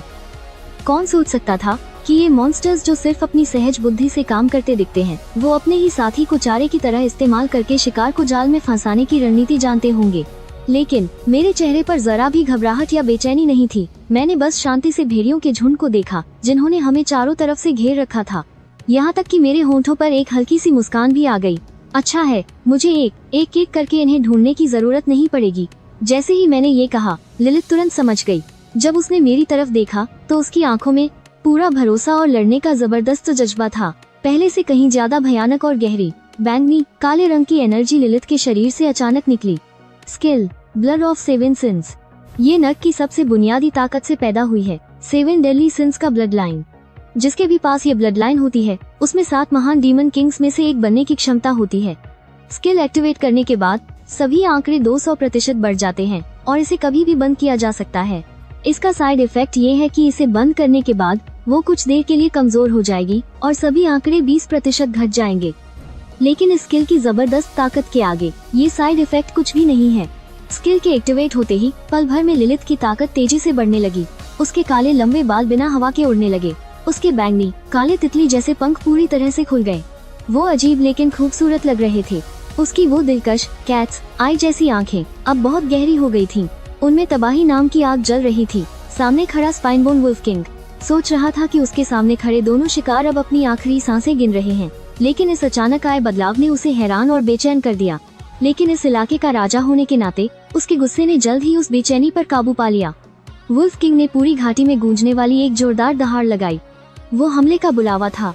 पल भर में 20 से ज्यादा स्पाइनबोन वुल्व्स एक साथ हरकत में आ गए। चारों तरफ से घाटी के बीच में मौजूद 2 लोगों पर पागलों की तरह झपटे। लिलित भी हरकत में आ गई। उसकी परछाई वहीं पर एक हल्के धुंधले निशान की तरह रह गई। पलक झपकते ही गायब हो गई। एक काली बर्फीली रोशनी चमकी और सबसे पहले पास आने वाले स्पाइन वुल्फ की हरकत अचानक रुक गई। भेड़िए का बड़ा सा सिर हवा में उछल गया। इससे पहले कि वह बिना सिर की लाश जमीन पर गिरती, लिलित एक दूसरे स्पाइन वुल्फ के बगल में आ गई थी। मुक्ति के हांसिये ने एक सुंदर और जानलेवा घेरा बनाया और एक और भेड़िए का सिर धड़ से अलग हो गया। इस पल लिलित ऐसी लग रही थी मानो वह नरक में चलने वाली मौत की देवी बन गई हो। उसकी हर एक हरकत और हांसिये का हर एक वार बड़ी सटीकता और कुशलता से एक जान ले रहा था। भेड़ियों के झुंड का वह घेरा जो खतरनाक लग रहा था, उसके सामने कागज की तरह कमजोर था। बस कुछ ही सांसों में जमीन पर 7-8 स्पाइन वुल्फ की लाशें पड़ी थीं। स्पाइन वुल्फ किंग की वो ठंडी और क्रूर आंखें लिलित पर बुरी तरह से टिकी हुई थी। उसने सोचा था कि उसके सामने का शिकार थक चुका है, लेकिन अचानक से निकली उस गहरी ऊर्जा ने उसकी आत्मा को कंपा दिया और उसकी सोच को पूरी तरह से बदल दिया। वुल्फ किंग के गले से एक धीमी गुर्राहट निकली और उसका विशाल शरीर अनजाने में आधा कदम पीछे हट गया। डर, यह भूली बिसरी भावना पहली बार उसके दिल में फैल रही थी। लेकिन इस इलाके का राजा होने के नाते उसके अंदर की मारने की पुरानी आदत ने जल्द ही इस बेचैनी पर काबू पा लिया। वुल्फ किंग ने आसमान की ओर देखकर एक ऐसी दहाड़ लगाई जिससे पूरी घाटी गूंज उठी। वह उसका आखिरी पागलपन था। एक पल में बचे हुए 10-12 स्पाइन वुल्फ किंग के साथ दोनों पर जानलेवा हमला करने के लिए दौड़ पड़े। लिलित ने हरकत की मानो वह नरक में चलने वाली मौत की देवी बन गई हो और उसने भेड़ियों के झुंड के बीच मौत का नाच शुरू कर दिया। लिलित के आखिरी बचे हुए भेड़ियों को खत्म करने के बाद वुल्फ किंग के शरीर पर मौजूद हड्डियों के कांटे तुरंत खड़े हो गए। उसे मौत का ऐसा खतरा महसूस हुआ जो पहले कभी नहीं हुआ था। उसने अपना बड़ा मुंह खोला और उसके मुंह में एक सफेद हड्डी का भाला बनने लगा जो हवा को चीरती हुई आवाज के साथ लिलित की ओर चला। यह उसका सबसे शक्तिशाली हमला था, लेकिन लिलित का शरीर बस हल्का सा हिला और उसने आसानी से उस हड्डी के भाले से खुद को बचा लिया। अगले ही पल वह वुल्फ किंग के सामने आ गई। वुल्फ किंग की विशाल परछाई ने उसके छोटे से शरीर को पूरी तरह से ढक लिया। उसने अपना तेज विशाल पंजा जोर से नीचे मारा, लेकिन लिलित न तो हिली और न ही बची। उसने बस धीरे धीरे अपना सिर उठाया और विनाश की आग से जलती हुई उसकी आंखें चुपचाप उसे देख रही थीं। उसका काला विशाल हौसिया जैसे किस्मत को काटने के इरादे से नीचे से ऊपर की ओर जोर से घूमा। न तो कोई जोरदार धमाका हुआ और न ही ऊर्जा के टकराने की कोई चमकदार रोशनी हुई। वुल्फ किंग का वह शक्तिशाली और भारी पंजा हवा में ही जम गया। खून की एक पतली सी लकीर उसकी भौहों के बीच से होकर उसकी पूंछ तक चली गई। अगले ही पल स्पाइन वुल्फ किंग का वह विशाल शरीर अपनी कठोर हड्डियों के साथ बिल्कुल सफाई से 2 हिस्सों में बांट गया। वुल्फ किंग के कटे हुए शरीर से शुद्ध ऊर्जा का एक गोला निकला और पूरा का पूरा लिलित के शरीर में समा गया। लिलित के शरीर की शक्ति फिर से तेजी से बढ़ने लगी। साधारण स्तर 7 ऊर्जा की एक जबरदस्त लहर उसके शरीर से चारों ओर तेजी से फैलने लगी। उसी समय एक और भी ज्यादा शक्तिशाली ऊर्जा मेरे हाथ पैरों में समा गई। मेरी मानसिक शक्ति फिर से बढ़ गई। मैंने लिलित का पैनल खोला। लिलित रात की जादूगरनी।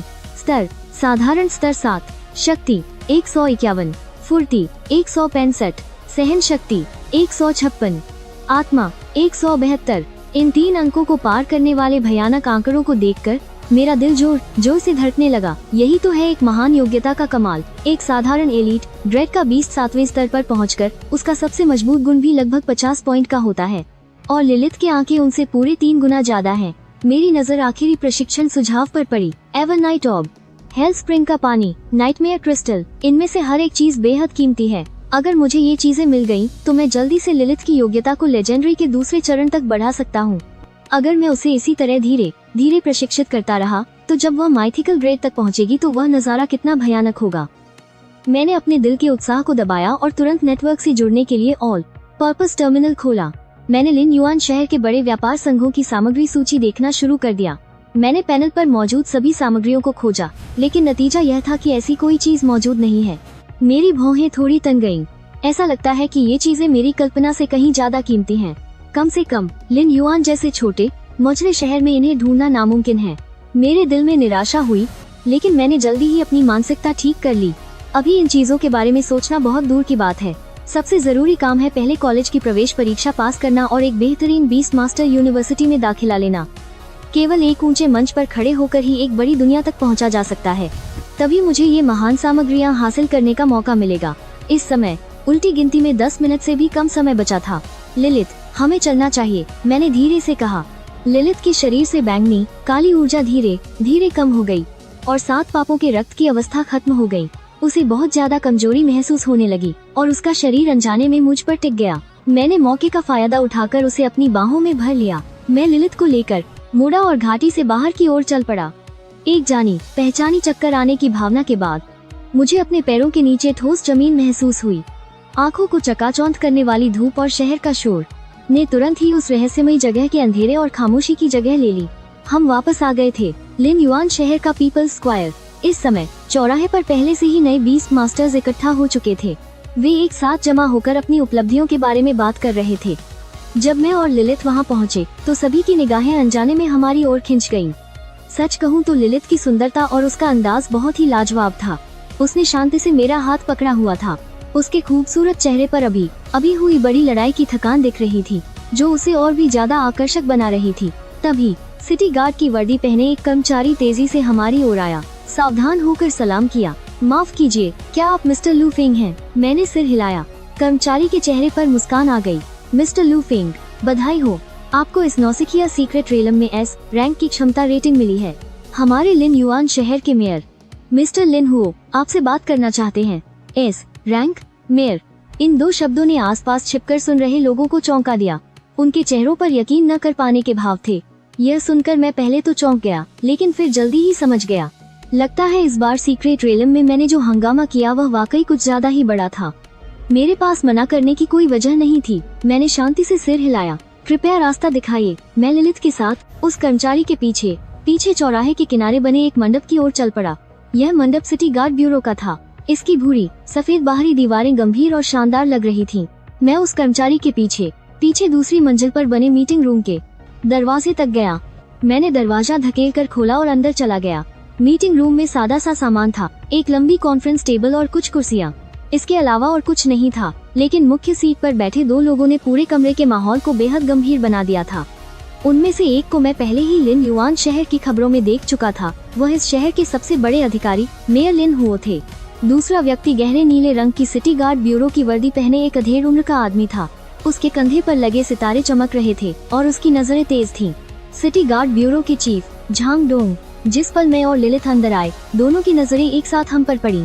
जिस पल उन्होंने लिलिथ को देखा, यहाँ तक कि ऊंचे पद वाले मेयर और चीफ की आंखों में भी एक हैरानी का भाव आ गया, लेकिन उन्होंने जल्द ही अपनी भावनाओं पर काबू पा लिया। उनकी नजरें फिर से मुझ पर आ टिकीं, जो जांच, पड़ताल और जिज्ञासा से भरी थीं।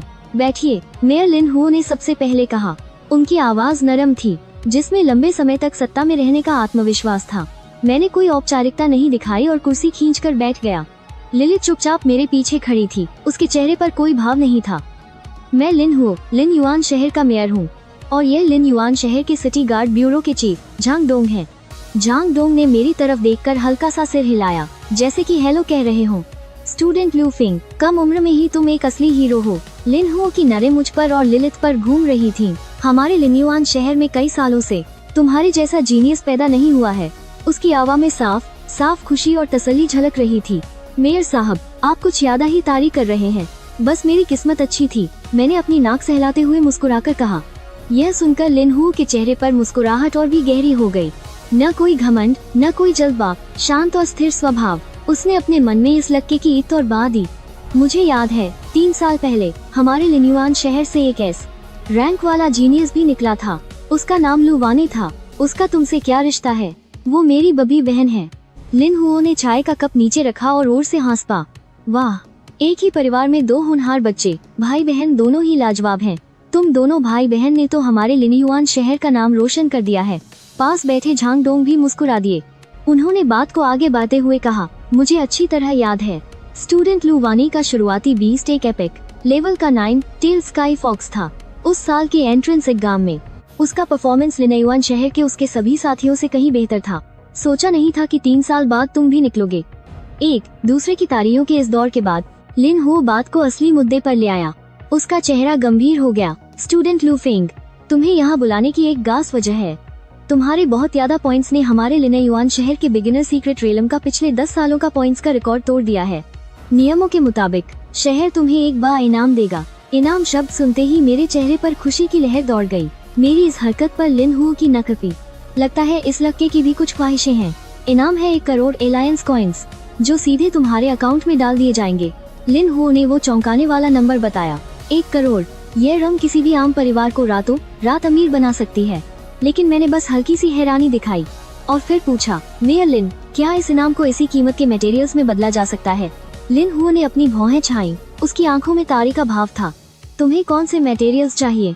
मैं मन ही मन खुश हो गया और तुरंत लिलिथ के पैनल पर लिखे तीनों मटेरियल्स के नाम बता दिए। यह सुनकर लिन हू के चेहरे पर हैरानी और अजीब सा मिला जुला भाव था। मीटिंग रूम में एक खामोशी छा गई। इस खामोशी के साथ मेरा दिल भी थोड़ा घबराने लगा। स्टूडेंट लू फेंग, क्या तुम जानते हो कि जिन 3 मटेरियल्स के नाम तुमने लिए हैं उनका क्या मतलब है? लिन हुओ की आवाज भारी हो गई। ये तीनों मटेरियल्स, इनमें से हर एक टॉप लेवल के बीस्ट को ट्रेन करने के लिए इस्तेमाल होने वाला स्ट्रेटेजिक रिसोर्स है। हमारे लिन्युआन शहर की तो बात ही छोड़ो, पूरे यानहुआंग देश में भी यह बहुत दुर्लभ है। यह एक अनमोल खाना है जिसकी कोई कीमत नहीं लगाई जा सकती। ये बाहर में मिलना लगभग नामुमकिन है। यह सुनकर मेरा दिल बैठ गया। लिन हुओ ने मेरे चेहरे पर छाई मायूसी को देखा और अचानक बात बदल दी। लेकिन तुमने जिस हेल स्प्रिंग वाटर की बात की है, हमारे लिन्युआन शहर के खजाने में उसका कुछ स्टॉक बचा हुआ है।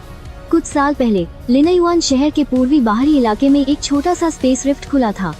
उस समय शहर ने एक एक्सप्लोरेशन टीम को अंदर भेजा था। वो लोग कुछ हेल स्प्रिंग वाटर वापस लाए थे। नरक से निकलने वाला यह पानी डेविल और अनडेड टाइप के बीस्ट्स को ट्रेन करने के लिए सबसे अच्छे मटेरियल्स में से एक है और इसी वजह से इसकी कीमत बहुत ज्यादा है। मार्केट के हिसाब से इसके हर हिस्से की कीमत 2 करोड़ अलायंस कॉइन से भी ज्यादा है। इतना कहकर लिन हू ने मेरी तरफ देखा। तुम्हारा 1 करोड़ का इनाम इसके लिए काफी नहीं है। मेरा दिल रोलर कोस्टर की तरह हो गया जो अभी आसमान पर पहुंचा था और अगले ही पल नींद पर आ गिरा। लेकिन लिन हू के अगले शब्दों ने मुझे फिर से एक उम्मीद की किरण दिखाई। लेकिन तुम्हें इसे मुफ्त में हासिल करने का एक मौका मिल सकता है। मेरा दिल और से धक्का। मैं लगभग चिल्ला ही पड़ा, कैसा मौका? आखिरकार लिन हू के चेहरे पर एक शातिर मुस्कान आ गई। पिछले साल लिन्युआन शहर के दक्षिण पश्चिम में मौजूद ब्लैकस्टोन माउंटेन रेंज में एक बिल्कुल नया डंजन बना है। मेरे दिमाग में तुरंत डंजन से जुड़ी जानकारी कौंध गई। ज्यादातर सीक्रेट रेलम ऐसे रिसोर्स एरिया होते हैं जहां बार जाया जा सकता है, जबकि डंजन सीक्रेट रेलम का शुरुआती रूप होते हैं। इनमें आमतौर पर एक मजबूत फाइनल बॉस होता है। सिर्फ पहली बार बॉस को हराने पर ही सबसे बड़ा इनाम मिलता है। एक बार जब बॉस हार जाता है तो डंजन धीरे धीरे एक सीक्रेट रेलम में बदल जाता है ताकि दूसरे लोग उसे एक्सप्लोर कर सकें। इस डंजन में क्या कुछ खास है? मैंने तुरंत मुद्दे की जड़ पकड़ी। लिन हुओ ने सिर हिलाया और उसका चेहरा गंभीर हो गया। इस डंजन में एक लेवल की पाबंदी है। सिर्फ कॉमन लेवल के बीस्ट मास्टर और बीस्ट ही अंदर जा सकते हैं। कॉमन लेवल से ऊपर का कोई भी अगर जबरदस्ती घुसने की कोशिश करता है तो पूरा डंजन स्पेस तुरंत ढह जाएगा। और पिछले साल डंजन में गई टीम से मिली जानकारी के मुताबिक उस डंजन का फाइनल बॉस एक कॉमन लेवल का 9 स्टार साइकिक टाइप मॉन्स्टर है। मैं तुरंत समझ गया कि असली मुश्किल क्या है। साइकिक टाइप के बीस्ट्स पहले से ही बहुत दुर्लभ होते हैं और लिन्युआन शहर बस एक छोटा सा शहर है। कॉमन लेवल पर ही पोथी ऐसे आरो चूड़ाहा 9 स्टार साइकिक मॉन्स्टर का मुकाबला कर सके। ऐसा बीस्ट मास्टर ढूंढना वाकई मुश्किल है, इसलिए इस डंजन को ऐसे ही छोड़ दिया गया। झांग डोंग ने आगे कहा, यह तो मुंह तक आने वाले जैसा है जिसे खाया नहीं जा सकता।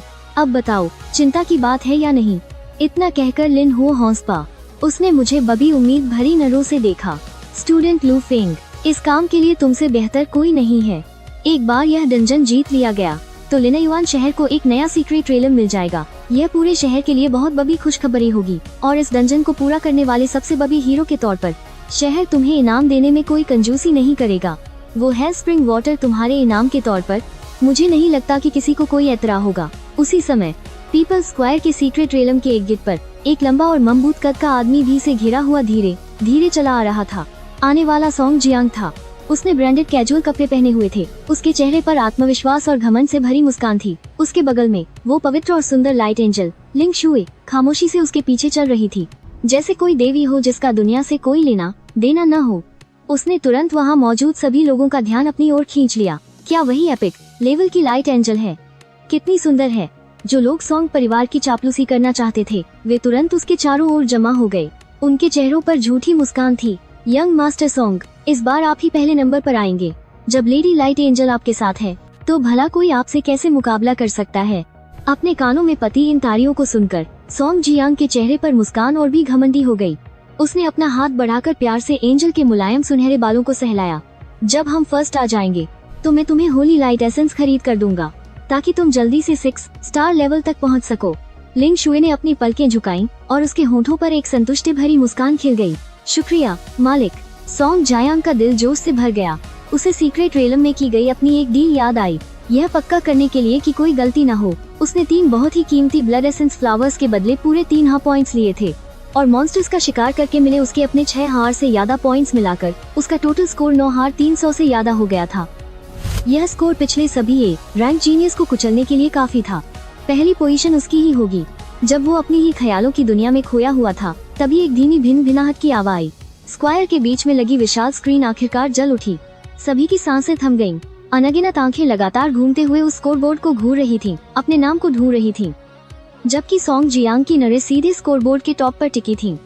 आखिरकार स्क्रीन चमकी और टॉप 3 की जानकारी स्क्रीन पर आकर रुक गई। तीसरी पोजीशन ली हाओ, पॉइंट्स 3,150, पोटेंशियल रेटिंग B+। दूसरी position song Jiang, points 9,325, potential rating A। Song Jiang के चेहरे पर मुस्कान जम गई। मैं दूसरे नंबर पर कैसे आ सकता हूँ? उसने अनजाने में अपनी आंखें भी मली। उसे लगा कि शायद उसने गलत देख लिया है, लेकिन अक्षर बिल्कुल साफ थे। डान आइन विन नुल्वे लीना शांगदा आइन विन उसकी नोखा थे ही से लिस्ट फदोगी उल्व्र लीना शोंगदान बिन विन। लेकिन उसे वो नाम नहीं मिला जिसके बारे में उसके अवचेतन मन में था। उल्व्र लिलिना शंग कि वो नाम वहाँ कभी नहीं हो सकता। नल्व्र लिलिना शांग नामुमकिन। एक बेकार सकरबस से कॉन्ट्रैक्ट करने वाला वो कचरा एपिक लेवल ब्राइट एंजल वाले सॉन्ग जियांग को कैसे पीछे छोड़ सकता है? मगर अगले ही पल लाइट स्क्रीन के सबसे ऊपर का हिस्सा आंखों को चुभने वाले डेटा से भर गया। पहला नंबर लू एंग, पॉइंट्स 41,350, पोटेंशियल रेटिंग S। पूरा स्क्वायर पल भर में जैसे फट पड़ा। मैंने कुछ गलत तो नहीं देखा? ये लू एंग कौन है? क्या ये स्कोर कोई इंसान ला सकता है? और सॉन्ग जियांग का दिमाग शून्य पक गया। उसका 9 हाथ से ज्यादा का स्कोर इस नंबर के सामने कितना माकिया लग रहा था। आखिर किस हचे? एक बेकार इंसान जिसे वो अपने पैरों तले रौंदता था। एक कचरा जिसने बेकार बीस्ट से कॉन्ट्रैक्ट किया था। उसे S रैंक की रेटिंग कैसे मिल सकती है? बर्दाश्त बेइज्जती और गुस्से की आग उसके होश जला रही थी। सॉन्ग जियांग के गले से एक ची निकली। उसने अपनी कांपती हुई उंगली उठाई और लाइट स्क्रीन पर सबसे ऊपर लिखे उस नाम की तरफ इशारा किया। इसने लूर चीटिंग की है। ये नामुमकिन है। सिटी गार्ड की यूनिफॉर्म पहने एक स्टाफ मेंबर पास आया। इस स्टूडेंट अपनी बांध पर लगाम दो। इस सीक्रेट ट्रेन का सारा डेटा सिटी गुई मॉनिटरिंग सेंटर और मेयर ने मिलकर वेरीफाई किया है। सिटी गार्ड, उसमें कोई भी गब नहीं है। गार्ड सिटी गुआ लिस्ट के नतीजे असली और मान्य हैं। आर सिटी गल ऑफिशियल कन्फर्मेशन ने सॉन्ग जियांग के आगेरी वहम को भी खत्म कर दिया और उसके घमंड को चकनाचूर कर दिया। आस पास की भी की नगरिंग अब सा तरस और मजाक में बदल गई थी। सॉन्ग जियांग अब और वहाँ नहीं रुक सका। चलो यहाँ से। उसने एंजल लिंग शुए का हाथ पका और हरोनरों के बीच शर्मिंदगी से भीम से निकल गया। मैं कसम खाता हूँ कॉलेज एंट्रेंस एग्जाम के प्रैक्टिकल टेस्ट में मैं तुम्हें अपने पैरों तले बुरी तरह कुचल दूंगा। सॉन्ग जियांग के दिल में एक हरीली ची गूंजी। वो जिस एंजल को घसीटते हुए ले जा रहा था वो उसके पीछे पीछे भाग रही थी और उसका चेहरा काग की तरह सचेत पक गया था। एक ऐसा चाल जो उसकी रूह तक को कौंपा दे बेआबू होकर उसके दिमाग में उभरा। क्या उसका वो ऐसला वाई सही था? रात हो गई। मैं और लिलिथ अटारी से बाहर निकले ही थे। अटारी के दूसरे माले पर बने मीटिंग रूम में लिनहू और झांग डोंग साथ खड़े थे और उन दोनों को एक साथ जाते हुए देख रहे थे। झांग डोंग ने अपनी नज़रें हटाई और सबसे पहले चुप्पी तो मेयर, क्या आपको सच में लगता है कि वो कामयाब हो पाएगा? लिनहू ने तुरंत जवाब नहीं दिया। कुछ देर बाद उसने धीरे से कहा, क्या हमारे पास कोई और चारा है? इस उल्टे सवाल ने झांग डोंग को लाजवाब कर दिया। लिनहू एक गहरी मुस्कान के साथ पलटा। क्या तुम भूल गए कि उसका बीस्ट किस लेवल का है? Legendary level. पूरे यानहुआंग में नजर दौगा कर देखो। इस उम्र में लेजेंडरी लेवल 20 का साथ पाने वाले इंपीरियल कैपिटल के टॉप परिवारों के उन गास लोगों के अलावा और कितने लोग होंगे? और तो और सीक्रेट रेल में उसकी परफॉर्मेंस तुमने खुद अपनी आंखों से देखी है।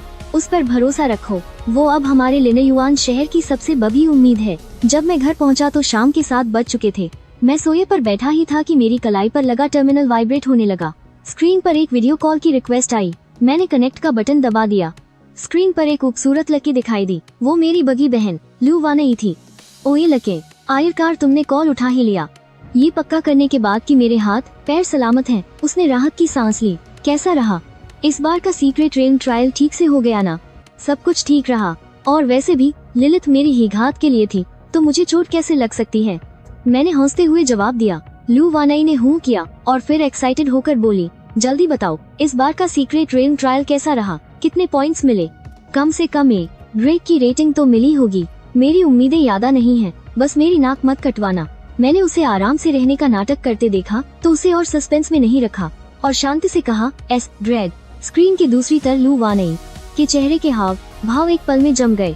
ऐसा लगा जैसे उसे अपने कानों पर यकीन नहीं हुआ। तुमने क्या कहा? मैंने कहा पोटेंशियल रेटिंग एस ग्रेड है।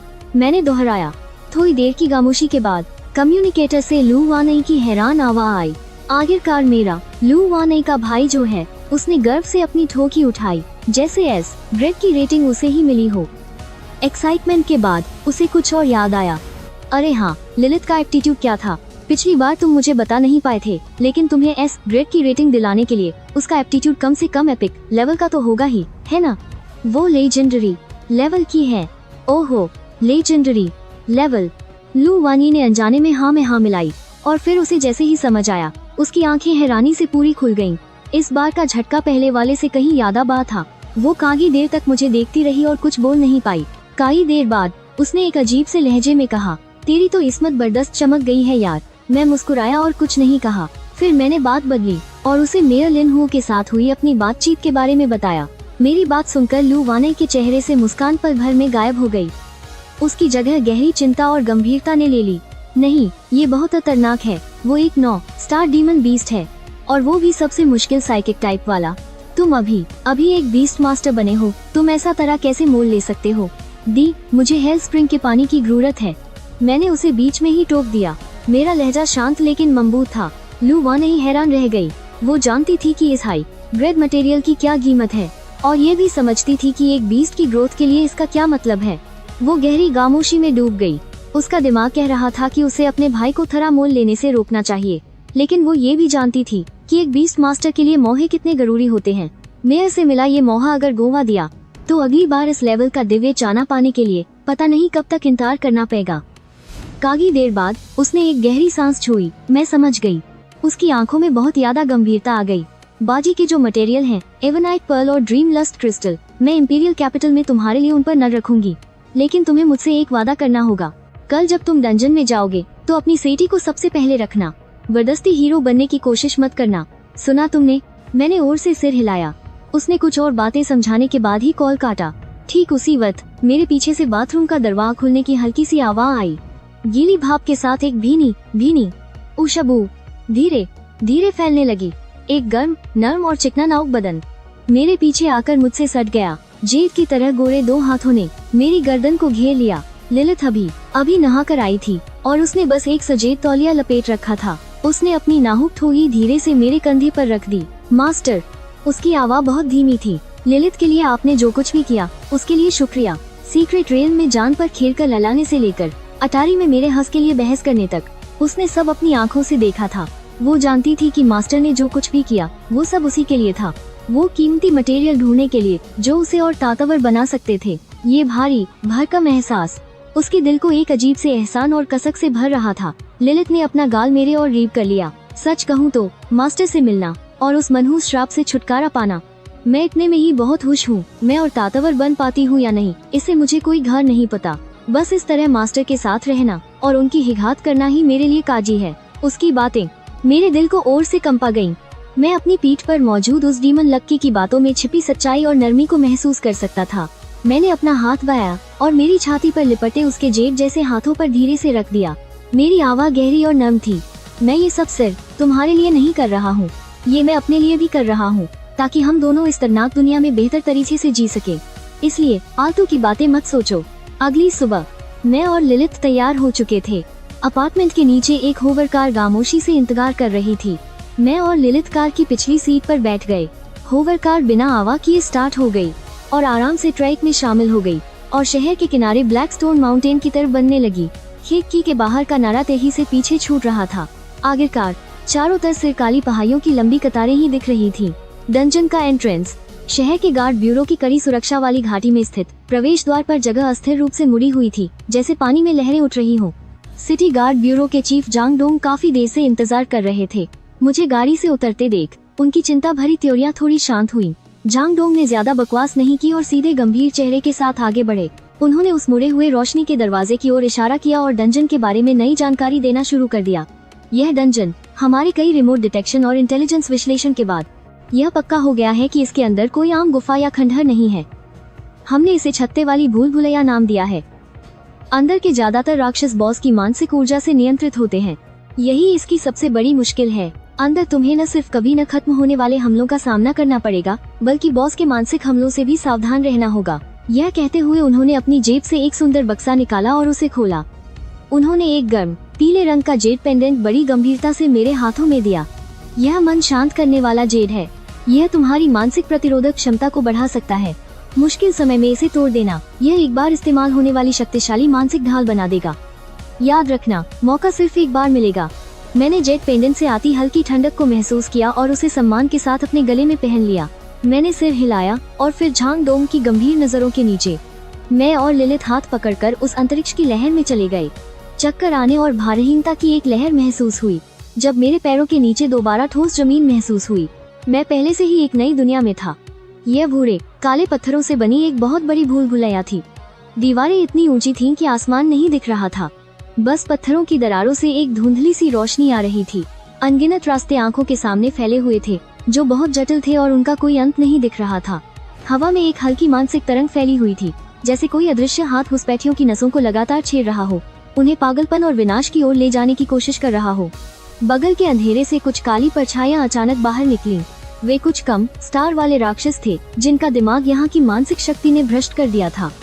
उनकी शक्लें अजीब थीं और आंखें लाल थीं। लिलित ने तो हाथ उठाने का सोचा भी नहीं। उसने बस अपनी पलकें उठाई और उसकी आंखों में एक बैंगनी चमक दिखाई दी। उन राक्षसों के आगे बढ़ते शरीर तुरंत हवा में जम गए और वे दर्द से बुरी तरह चीखने लगे। उनके शरीर जोर जोर से ऐंठने लगे। फिर उन्होंने मेरे सामने चीखते हुए खुद को नष्ट कर लिया। लिलित की मानसिक शक्ति से वह बिना किसी स्किल का इस्तेमाल किए भी कम स्टार वाले छोटे राक्षसों को प्रभावित कर सकती है। मैं इससे हैरान नहीं था। मैं भूल भुलैया में बिना सिर पैर के नहीं घूमा, बल्कि मैंने अपनी कलाई पर टर्मिनल खोला। जांग डोंग ने पहले ही सिटी गार्ड द्वारा खोजा गया नक्शा इसमें भेज दिया था। मेरी आंखों के सामने एक हल्की नीली रोशनी वाली स्क्रीन खुल गई। पूरी भूल भुलैया का 3D नक्शा साफ दिखाई दे रहा था। टर्मिनल की AI द्वारा प्लान किया गया एक सुनहरा रास्ता कई परतों वाले रास्तों से होकर सीधे भूल भुलैया के सबसे गहरे हिस्से बॉस के ठिकाने की ओर इशारा कर रहा था। नक्शे के मार्गदर्शन से हम सुनहरे रास्ते पर चलने लगे और भूल भुलैया में तेजी से आगे बढ़े। इस दौरान हमें मानसिक रूप से नियंत्रित राक्षसों के कुछ और झुंड मिले, लेकिन लिलित ने उन सभी को सबसे आसान और असरदार तरीके से निपटा दिया। कुछ घंटों बाद हमारे सामने का नजारा अचानक खुल गया। एक बहुत बड़ी भूमिगत गुफा सामने आई। आखिरकार हम इस डंजन के फाइनल बॉस से मिले। गुफा के ठीक बीच में एक विशालकाय चीज कुंडली मारे बैठी थी। 10 मीटर से ज्यादा व्यास वाला एक बड़ा हरा मांस का गोला, स्लाइम की तरह चिपचिपा और चिकना। मांस के गोले के बीच में एक बहुत बड़ी आंख थी। अनगिनत मोटी पारदर्शी नसें जैसे रेशे मांस के गोले के नीचे से निकलकर गुफा की दीवारों और जमीन में गहराई तक धंसे हुए थे। मैंने तुरंत गोल्डन फिंगर पैनल खोला। ब्रेन डीमन, योग्यता hero rank 5, level low 9 star, ताकत 51, फुर्ती 78, शरीर 63, दिमाग 170। मेरे और लिलित के आते ही ब्रेन डीमन ने हम पर नजरें गड़ा दी, लेकिन उसने तुरंत हमला नहीं किया। एक खामोश मानसिक चीख उसके केंद्र से निकली और तुरंत पूरी भूल भुलैया में फैल गई। अगले ही पल चारों तरफ की गुफाओं के रास्तों से राक्षसों की एक काली सेना लहर की तरह उमड़ पड़ी। इन राक्षसों की आंखें लाल थीं और वे पूरी तरह से अपना होश खो चुके थे। उनके लेवल 2 स्टार से लेकर 5 स्टार तक थे और उनकी संख्या दर्जनों में थी। वे मौत से डरे बिना आगे बढ़े। ब्रेन डीमन के सामने उन्होंने मांस और खून से बना एक निराशाजनक घेरा बना लिया। ब्रेन डीमन साफ तौर पर सबसे पुराने और सबसे असरदार झुंड की रणनीति का इस्तेमाल करना चाहता था ताकि अपने सामने के 2 दुश्मनों को थकाकर मार सके। मैंने राक्षसों की इस लगभग अंतहीन लहर को देखा, लेकिन मेरे चेहरे पर एक अजीब सा भाव आ गया। मैं ब्रेन डीमन की सतर्क और शातिर चाल को समझ गया था। मैंने अपना सिर घुमाया और अपने बगल में खड़ी लिलित से धीरे से कहा, यह हमसे डर रहा है। यह हमारी ताकत खत्म करने के लिए इन बेकार के प्यादों का इस्तेमाल करना चाहता है। अगर ऐसा है तो चलो इसे एक बड़ा सरप्राइज देते हैं। लिलित ने एक कदम आगे बढ़ाया। बिना हवा वाली गुफा में उसका काला स्कर्ट हल्का सा उठा। उसने अपने गोरे लगभग पारदर्शी पतले हाथ उठाकर अपनी छाती के सामने रखे। उसके लाल होंठ धीरे से खुले। एक प्राचीन, रहस्यमयी और जानलेवा आकर्षक धुन उसके गले से धीरे धीरे बहने लगी। आवाज ज्यादा तेज नहीं थी, लेकिन उसमें एक ऐसा जादू था जो आत्मा में उतर जाता था। यह गुफा के हर कोने में साफ साफ गूंज रही थी, यहाँ तक कि सैकड़ों राक्षसों के दौड़ने की गड़गड़ाहट को भी दबा रही थी। स्किल, मौत की ख्वाहिश का कोहरा। यह इस्तेमाल करने वाले को केंद्र मानकर आस पास के इलाके को ढकने वाले नीले बैंगनी कोहरे को बुलाता है। जो भी इस कोहरे में सांस लेता है वह भ्रम में पड़ जाता है और दोस्त दुश्मन में फर्क नहीं कर पाता, भले ही सांस न भी ली जाए। अगर त्वचा का कोई हिस्सा ज्यादा देर तक कोहरे में रहता है तो भी वह इसका शिकार हो जाएगा। आखिरी शब्द के साथ एक गहरा बैंगनी कोहरा जो इतना घना था कि घुल नहीं सकता था, लिलित के शरीर को केंद्र मानकर चारों ओर तेजी से फैल गया। बैंगनी कोहरा ऐसे उमड़ रहा था जैसे वह कोई जीवित चीज हो। कोहरे में अनगिनत आकर्षक और सुंदर परछाइयां नाच रही थीं। अनगिनत खूबसूरत चेहरे तुम्हारी तरफ देखकर मुस्कुरा रहे थे। हवा में एक ऐसी मदहोश करने वाली धुन थी जो आत्मा को भटका देती थी। वह आवाज कानों में घुस रही थी और आसानी से किसी भी जीव के दिल में छिपी हत्या और विनाश की सबसे पुरानी और गहरी इच्छा को जगा सकती थी। राक्षसों की उमड़ती हुई सेना सीधे इस अजीब बैंगनी कोहरे में जा घुसी। सबसे आगे दौड़ रहा 5 स्टार रॉक ट्रोल। उसकी लाल आंखें जो ब्रेन डीमन के कंट्रोल में थीं, जैसे ही बैंगनी कोहरे के संपर्क में आईं, उसकी आंखों की चमक घलुलामी वाले पागलपन से बदलकर पूरी तरह से बेकाबू वहशीपन में बदल गई। रॉक ट्रोल ने कान फाड़ देने वाली दहाड़ लगाई। यह दहाड़ अब मेरे और लिलित के लिए नहीं थी। वह जोर से मुड़ा और कठोर चट्टान से ढके अपने बड़े मुक्के से उसने बगल में खड़े 4 स्टार शैडो वुल्फ पर जोरदार हमला किया। शैडो वुल्फ को तो प्रतिक्रिया देने का भी मौका नहीं मिला और उसका पूरा सिर चकनाचूर हो गया। यह नजारा एक संकेत की तरह था। एक भयानक आपसी मार काट शुरू हो गई। पूरी राक्षस सेना बैंगनी कोहरे के दायरे में घुसने के बाद पूरी तरह से बेकाबू हो गई। पूरी गुफा सिर्फ 10-15 सेकंड में ही कटे हुए अंगों से भरे एक नर्क में बदल गई। गुफा के बीच में खड़े ब्रेन डीमन की आंख की पुतली जोर से सिकुड़ गई। उसे यकीन नहीं हो रहा था, वह समझ नहीं पा रहा था और उसके अंदर तक डर समा गया था। उसका गर्व, उसका मानसिक नियंत्रण उस अजीब बैंगनी कोहरे के संपर्क में आते ही सूखे पत्तों की तरह बिखर गया।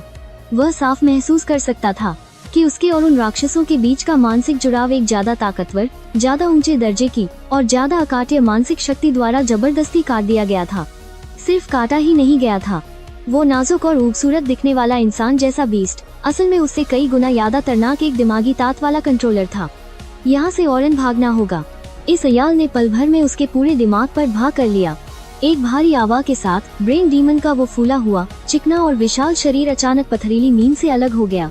जहाँ वो कुंडली मारे बैठा था, उसके पारदर्शी नर्व टेंटिकल्स जो गुहा की चट्टानी दीवारों में धंसे हुए थे, एक एक करके बर्दस्ती बाहर खिंच गए, जिससे बहुत सारे मलबे और धूल उड़ी। उनमें से दर्जनों सबसे मोटे टेंटिकल्स ऑक्टोपस के हाथों की तरह तेजी से मीन पर रेंगने लगे। उसका 10 मीटर से भी ज्यादा चौड़ा विशाल मांस का गोला अपने आकार के बिल्कुल उलट एक हैरतंगेज रफ्तार से गुहा के अंदर के अंधेरे रास्ते की तरफ बुरी तरह भागने लगा। भागना चाहते हो? उस बैंगनी धुंध के बीच खड़ी लिलित ने घबराकर भागते हुए उस विशाल मांस के गोले को देखा। उसके होठों पर एक ठंडी और तिरस्कार भरी मुस्कान आ गई।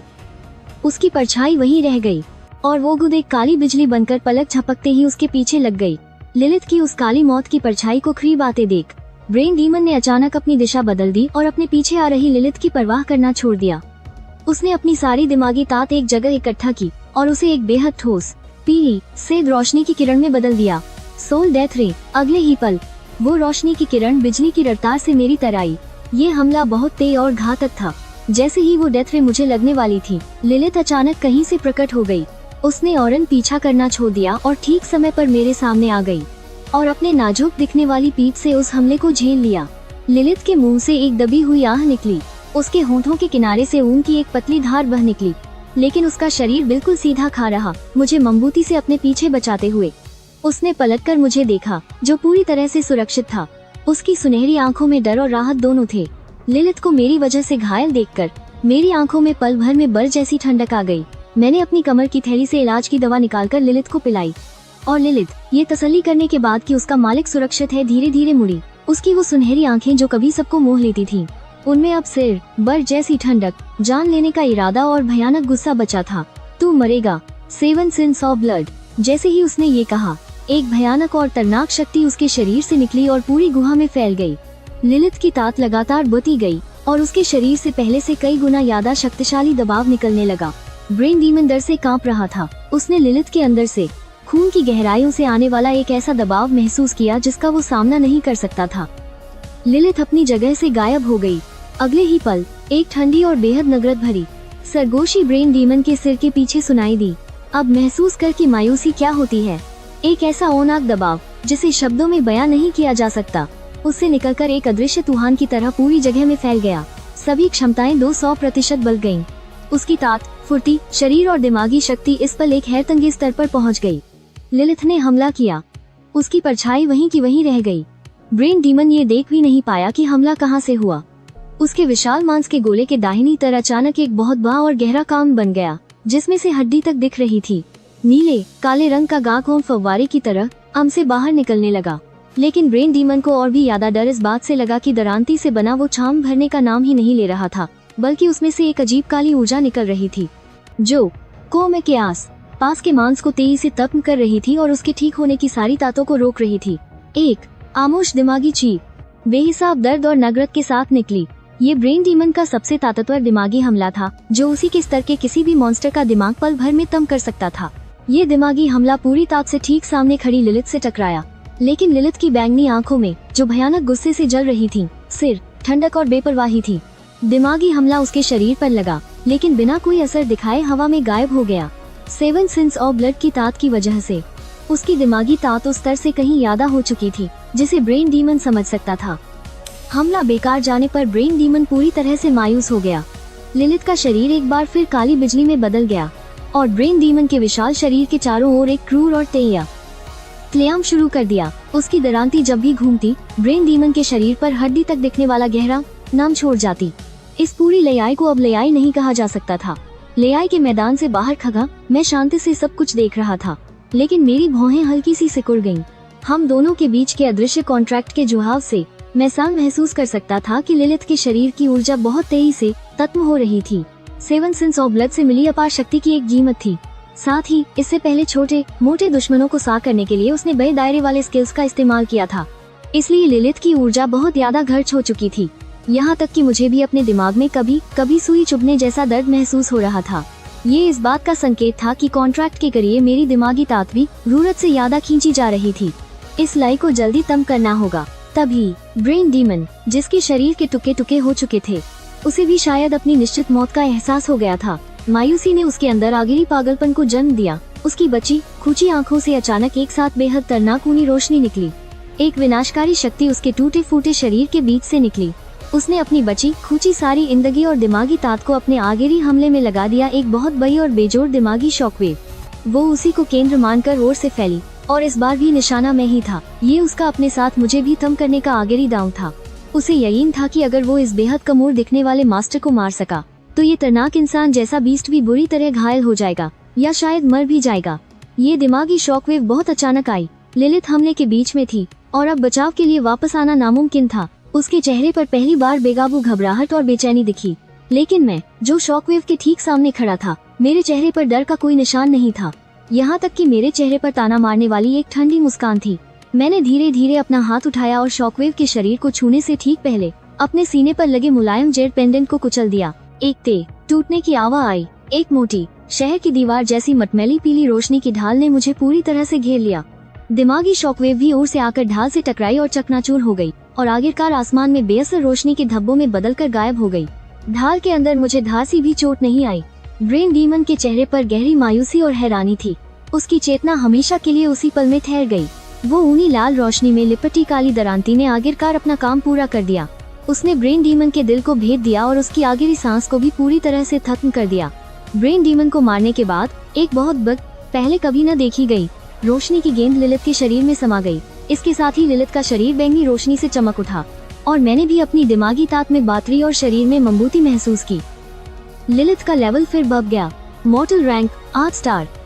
डंजन के आखिरी बॉस के मरने के साथ ही पूरी जगह गौर से हिलने लगी। गूगा की चारों दीवारों और छत पर बबी काली दरारें दिखाई देने लगी। अनगिनत पत्थर बारिश की तरह गिरने लगे। पूरा छत्ते वाला लैबिरिंथ तबाह हो रहा था। लिलित के शरीर से निकल रही तरनाक ऊर्जा लहरों की तरह वापस चली गई। 7 सिंस ऑफ ब्लड का साइड इफेक्ट तुरंत उस पर हावी हो गया। एक बहुत तेजी कमोरी ने उसके पूरे शरीर को जकड़ लिया। उसका शरीर पीछे की तरफ गिरने लगा। एक गर्मजोशी और ताकत भरी बाहों ने उसे मजबूती से थाम लिया। मैंने अपनी बाहों में कमजोर और पीले पड़ चुके चेहरे वाली जादूगरनी को कसकर पकड़ लिया और टेलीपोर्ट शुरू करने के लिए तैयार हो गया इस तबाह होने वाली जगह से निकलने के लिए। तभी मेरी नजर ब्रेन डीमन के बिखरते मांस और राख के बीच पड़ी। एक अनोखी नीली सी रोशनी धीरे धीरे चमक रही थी। वह क्या है? मेरा दिल ओर से धक्का। मैंने लिलित को गले से लगा लिया। आस पास लगातार गिर रही बब्बी चट्टानों की परवाह किए बिना मैं एक ही छलांग में आगे बढ़ा और गहरे समंदर के नीलम जैसे साफ क्रिस्टल कोर को उठा लिया। कोर हाथ में आते ही गर्म महसूस हुआ। उसके अंदर ऐसा लग रहा था जैसे तारों की कोई शानदार नदी बह रही हो, जिससे एक शुद्ध और शक्तिशाली आत्मा की ऊर्जा निकल रही थी। उस क्रिस्टल कोर को छूते ही मेरे दिमाग में एक जानकारी सामने आई। सोल क्रिस्टल कोर प्रभाव बीस्ट मास्टर की मानसिक शक्ति की सीमा और आत्मा की मजबूती को बहुत ज्यादा बढ़ा देता है। यह एक आम बीस्ट मास्टर को, जिसकी मानसिक शक्ति काई हो, समय से पहले बीस्ट स्पेस बनाने की ताकत दे सकता है। मेरी सांसें तय हो गईं। बीस्ट स्पेस, यह तो सिर्फ एक स्पिरिट रैंक के बीस्ट मास्टर के पास ही हो सकती है। यह उनकी खास पहचान होती है। शरीर के अंदर एक अलग डायमेंशनल स्पेस बनाने की क्षमता, जिसमें बीस्ट न सिर्फ आराम और गुद को ठीक कर सकता है, बल्कि उसकी ठीक होने की रफ्तार भी बहुत ज्यादा बढ़ जाती है। साथ ही इसमें चीजें भी रखी जा सकती हैं। इसके अनगिनत फायदे हैं। इस छोटे से क्रिस्टल कोर की कीमत एक आम बीस्ट मास्टर के लिए अनमोल थी। यह तो उम्मीद से बिल्कुल परे एक बहुत बड़ी कामयाबी थी।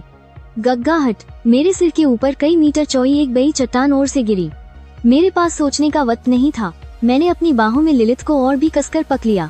मैंने हाथ में उस सोल क्रिस्टल कोर को कसकर पका और मन में कहा, टेलीपोर्ट। जब मैंने दोबारा आंखें खोली तो मैं नेस्ट लेबिरिंथ के एंट्री गेट पर वापस आ चुका था। सेफ प्रोटेक्टिव सूट पहने 10-12 लोग, बचाव दल के लोग तुरंत मेरे चारों ओर जमा हो गए। तेज रोशनी की किरणें मुझ पर और लिलित के शरीर पर डाली गईं। एक के बाद एक पोर्टेबल लाइफ साइन मॉनिटर से हल्की बीप की आवाज आ रही थी। स्क्रीन पर मुश्किल डेटा की लाइनें चमक रही थीं। रिपोर्ट, टारगेट के वाइटल साइन स्थिर है। मानसिक शक्ति का बहुत ज्यादा इस्तेमाल हुआ है। कोई बाहरी चोट नहीं है। टारगेट बीस्ट की जीवन ऊर्जा स्थिर है, लेकिन एनर्जी लेवल का ही कमोर है। शरीर पर कई जगह अंदरूनी चोटें हैं। जान को कोई तरह नहीं है। बचाव दल का एक सदस्य तेजी से जानकारी दे रहा था। तभी एक लंबा चौड़ा आदमी भी को चीरता हुआ तेजी से आगे आया। वह हांग डोंग था। उसके चेहरे पर खुशी और उत्साह सा झलक रहा था। आखिरकार तुम दोनों सुरक्षित लौट आए। मैंने लिलित को पके हुए पीछे मुड़कर देखा। वह अंधेरी गुहा अब पूरी तरह से गायब हो चुकी थी। वहाँ सिर्फ एक सीधी चट्टान की दीवार थी। क्या दरवाजा बंद हो गया है? मेरी आवाज थोड़ी भारी थी। आंग डोंग ने ओर से सिर हिलाया। हमारी निगरानी के अनुसार यह अस्थिर नया डंजन पूरी तरह से बंद हो चुका है। जल्द ही यहाँ एक नया और स्थिर रहस्यमयी इलाका बन जाएगा। मैं पूरे लिनयुआन शहर की तरफ से तुम्हारे और तुम्हारे बीस्ट के शानदार योगदान के लिए तुम्हारा शुक्रिया अदा करता हूँ। आसपास खड़े सिटी गार्ड के बचाव दल के सदस्य भी मुझे ईत और हैरानी से देख रहे थे। आंग डोंग ने आगे कहा, मैं जानता हूँ कि तुम इस वक्त बहुत थके हुए हो, लेकिन मुझे फिर भी तुमसे डंजन के अंदर की स्थिति के बारे में संक्षेप में जानना है। आस्कर गाइनल बॉस के बारे में यह जानकारी बहुत कीमती है। मैंने लिलित को पके हुए संक्षेप में सब कुछ बता दिया, लेकिन सिर्फ उन कुछ वाक्यों ने ही आसपास के लोगों में खलबली मचा दी। अकेले ही 100 से ज्यादा राक्षसों के अड्डे में घुस गया। राक्षसों की औज को आपस में ही लगा दिया। सबकी नरें मेरी बाहों में सो रही उस नाउक सी दिखने वाली डायन पर टिक गईं। उनकी आंखों में हैरानी और डर सा दिख रहा था। यहाँ तक कि आंग डोंग भी अपनी सांस रोके बिना नहीं रह सका। क्या यही एक लेजेंडरी रैंक के बीस्ट की तात है? सच में यह तो समझ से परे है। और यह लड़का इतनी तरनाक हालत में भी वो शांति से दुश्मन की कमोरी का पता लगा सका और अपने बीस्ट के साथ मिलकर इतनी आसानी से काम किया। उसकी समझदारी और हिम्मत भी हैरान करने वाली है। बहुत भी अलग है। सच में तुम पैदाइशी हीरो हो। आंग डोंग ने दिल से तारीफ की। तभी मेडिकल टीम का ची आगे आया। इस स्टूडेंट के शरीर को कोई तरह नहीं है, बस घर जाकर आराम करने और अपनी मानसिक शक्ति वापस पाने की जरूरत है। उसका बीस्ट कम और डेरूर है, लेकिन उसके घावों को हीलिंग पोशन से ठीक कर दिया गया है। बस 2 दिन के आराम से वह पूरी तरह ठीक हो जाएगा। यह सुनकर मेरे तनाव भरे मन को आखिरकार पूरी तरह से सुकून मिला। बहुत ज्यादा थकान की एक लहर मेरे पूरे शरीर में दौड़ गई। हम सुरक्षित हैं, लिलिथ ठीक है। गांग डोंग ने मेरा थका हुआ चेहरा देखकर और सवाल नहीं किए। यहाँ का काम हो गया है, तुम जल्दी घर जाकर आराम करो। आने वाले कॉलेज एंट्रेंस एग्जाम की तैयारी करो। वह एक पल रुका, फिर बोला, और हाँ, एक बात याद दिला दूं, डंजन के अंदर और बाहर समय अलग अलग रफ्तार से चलता है। तुम्हें लगा होगा कि अंदर सिर्फ आधा दिन बीता है, लेकिन असल में बाहर पूरे 2 दिन बीत चुके हैं। क्या 2 दिन बीत गए?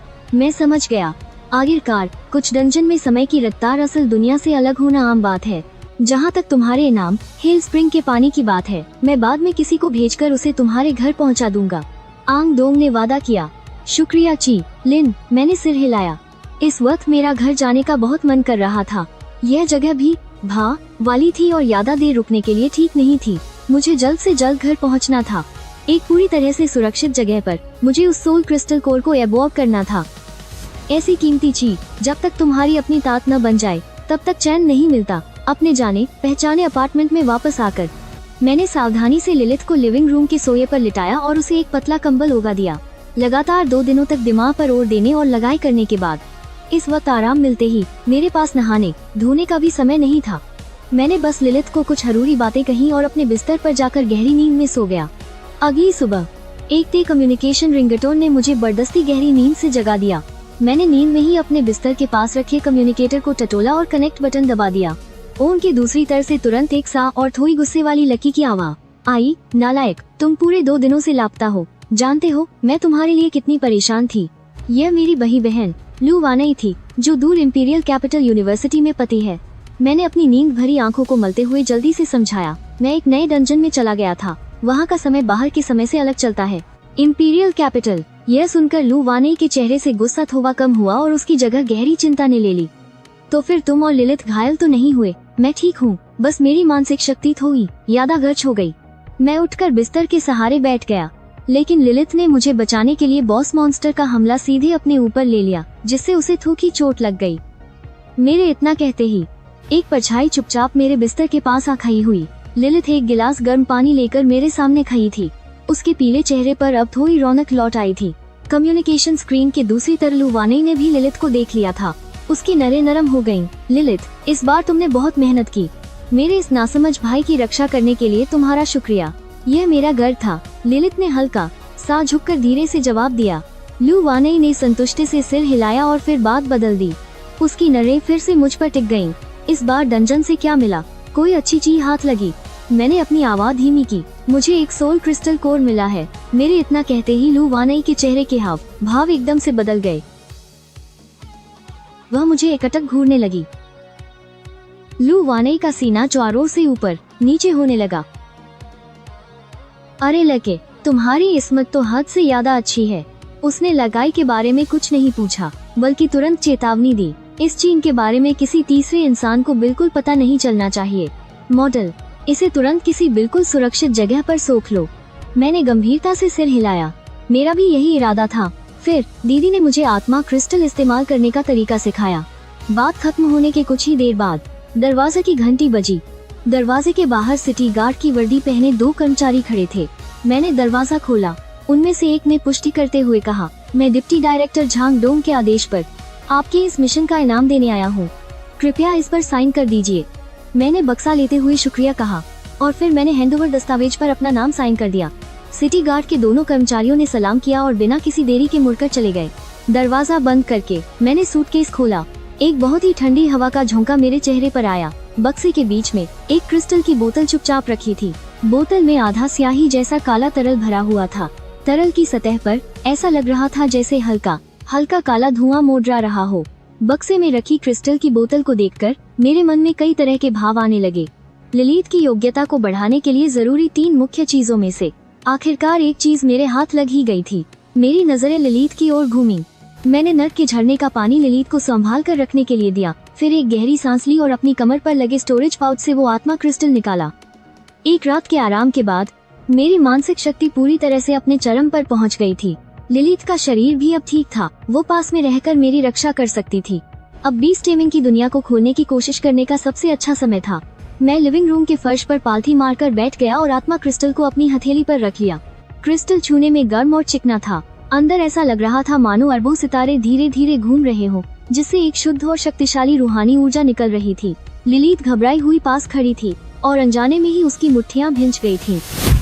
उसने मन में ठान लिया था कि अगर सोखने की प्रक्रिया के दौरान मेरे चेहरे पर जरा भी दर्द का भाव आया तो वो तुरंत किसी भी कीमत पर उस क्रिस्टल को मेरे शरीर से अलग कर देगी। मैंने अपनी आंखें बंद की, अपनी सांसों को नियंत्रित किया और धीरे धीरे क्रिस्टल को अपने माथे के बीच लगा लिया। एक ठंडे एहसास ने मेरी चेतना को जगा दिया। मैंने अपनी बेहद ठोस मानसिक शक्ति को इकट्ठा किया और एक पतली लेकिन मजबूत सुई की तरह सावधानी से अपने माथे पर लगे क्रिस्टल को छुआ। एक अजीब भिनभिनाने की आवाज, जो जैसे मेरी रूह की गहराइयों से आ रही हो, मेरे दिमाग में धमाके की तरह गूंज उठी। उस गहरे नीले क्रिस्टल से एक चकाचौंध कर देने वाली रोशनी निकली, जैसे उसमें जान आ गई हो। इसके बाद वो सख्त क्रिस्टल पिघलने लगा। वो एक शुद्ध गहरे नीले तरल में बदल गया और मेरे माथे से बहने लगा और एक भी बूंद छोड़े बिना अंदर समा गया। बूम! असाधारण स्तर से कहीं ज्यादा एक भयानक मानसिक दबाव बिना किसी चेतावनी के मेरे शरीर से निकला और पूरे कमरे में फैल गया। ललित की सुनहरी भूरी आंखें अचानक से खुल गईं और उसका शरीर अनजाने में ही तन गया। वो सबसे ऊंचे स्तर की सावधानी बरतने लगी। वो साफ महसूस कर सकती थी कि इस ताकत का स्रोत उसके सामने आंखें बंद करके बैठे उसके मालिक ही थे। यह मानसिक दबाव शुद्ध और जबरदस्त था। यह तो उसकी सामान्य मानसिक शक्ति की तीव्रता से भी ज्यादा था। यह कैसे हो सकता है? एक मानसिक प्रकार की बीस्ट होने के नाते उसकी मानसिक शक्ति की तीव्रता किसी भी इंसान की तुलना में बहुत ज्यादा थी। लेकिन इस पल मेरी मानसिक शक्ति सामान्य समझ से परे पागलों की तरह बढ़ रही थी। मेरे दिमाग में अब सिर्फ एक धमाका नहीं हो रहा था, बल्कि सच में पूरी दुनिया ही उलट पुलट हो रही थी। आत्मा क्रिस्टल से बना वो गहरा नीला सैलाब टूटे हुए तारों के समंदर की तरह जबरदस्ती मेरी मानसिक दुनिया में घुस आया। उसे चीरते हुए और फैलाते हुए मैंने अपनी मजबूत नियंत्रण शक्ति का इस्तेमाल करके उसे दिशा देना शुरू किया और उस उग्र रूहानी ऊर्जा को खुद पर हावी होने दिया। ललित घबराकर मुझे देख रही थी। उसका चेहरा कभी लाल तो कभी पीला पड़ रहा था। उसके माथे पर पसीने की बारीक बूंदें आ गई थीं। वो महसूस कर सकती थी कि मालिक एक अकल्पनीय बदलाव से गुजर रहे हैं। वो उन्हें परेशान नहीं कर सकती थी। वो बस एक ही काम कर सकती थी और वो था रक्षा करना। न जाने कितना समय बीत गया, मेरे जहन में किसी चीज के टूटने की एक साफ आवाज गूंजी। मेरी आंखों के सामने की मानसिक दुनिया अचानक खुल गई। यह एक अंतहीन, शांत, नीले बैंगनी रंग का खालीपन था। इस खालीपन के बीच में एक चमकीला चांद तैर रहा था, जिससे हल्की चांदी जैसी रोशनी निकल रही थी। वो चांद ही मेरी आत्मा का स्रोत था। यही मेरी बीस्ट टेमिंग की दुनिया है। मैं साफ महसूस कर सकता था कि मेरी मानसिक शक्ति की सीमा पहले से कम 10 गुना बढ़ गई है। और इससे भी जरूरी बात यह थी कि मेरे और ललित के बीच का अनुबंध का जुड़ाव इस जगह में अनगिनत गुना बढ़ गया था। मैं इस पर ललित के दिल की धड़कन भी साफ सुन सकता था। वो चिंता, घबराहट और सबसे गहराई में दबे हुए प्यार से भरी हुई थी। लिविंग रूम में मेरे शरीर से निकलने वाला वो मानसिक दबाव ज्वार की तरह कम हो गया और पूरी तरह से मेरे शरीर में वापस समा गया। मेरी कसकर बंद आंखें धीरे धीरे खुलीं। उन काली पुतलियों की गहराइयों में ऐसा लग रहा था मानो सितारों की एक नदी बह रही हो। ललित दौड़कर मेरे सामने आई और अपनी सुंदर आंखों से घबराकर मुझे ऊपर से नीचे तक देखने लगी, यह पक्का करने के लिए कि मैं ठीक हूँ। उसके चिंता से भरे सुंदर चेहरे को देखकर मैंने ज्यादा कुछ नहीं कहा, बस अपना हाथ बढ़ाकर धीरे से उसके गाल को दबाया। फिक्र मत करो,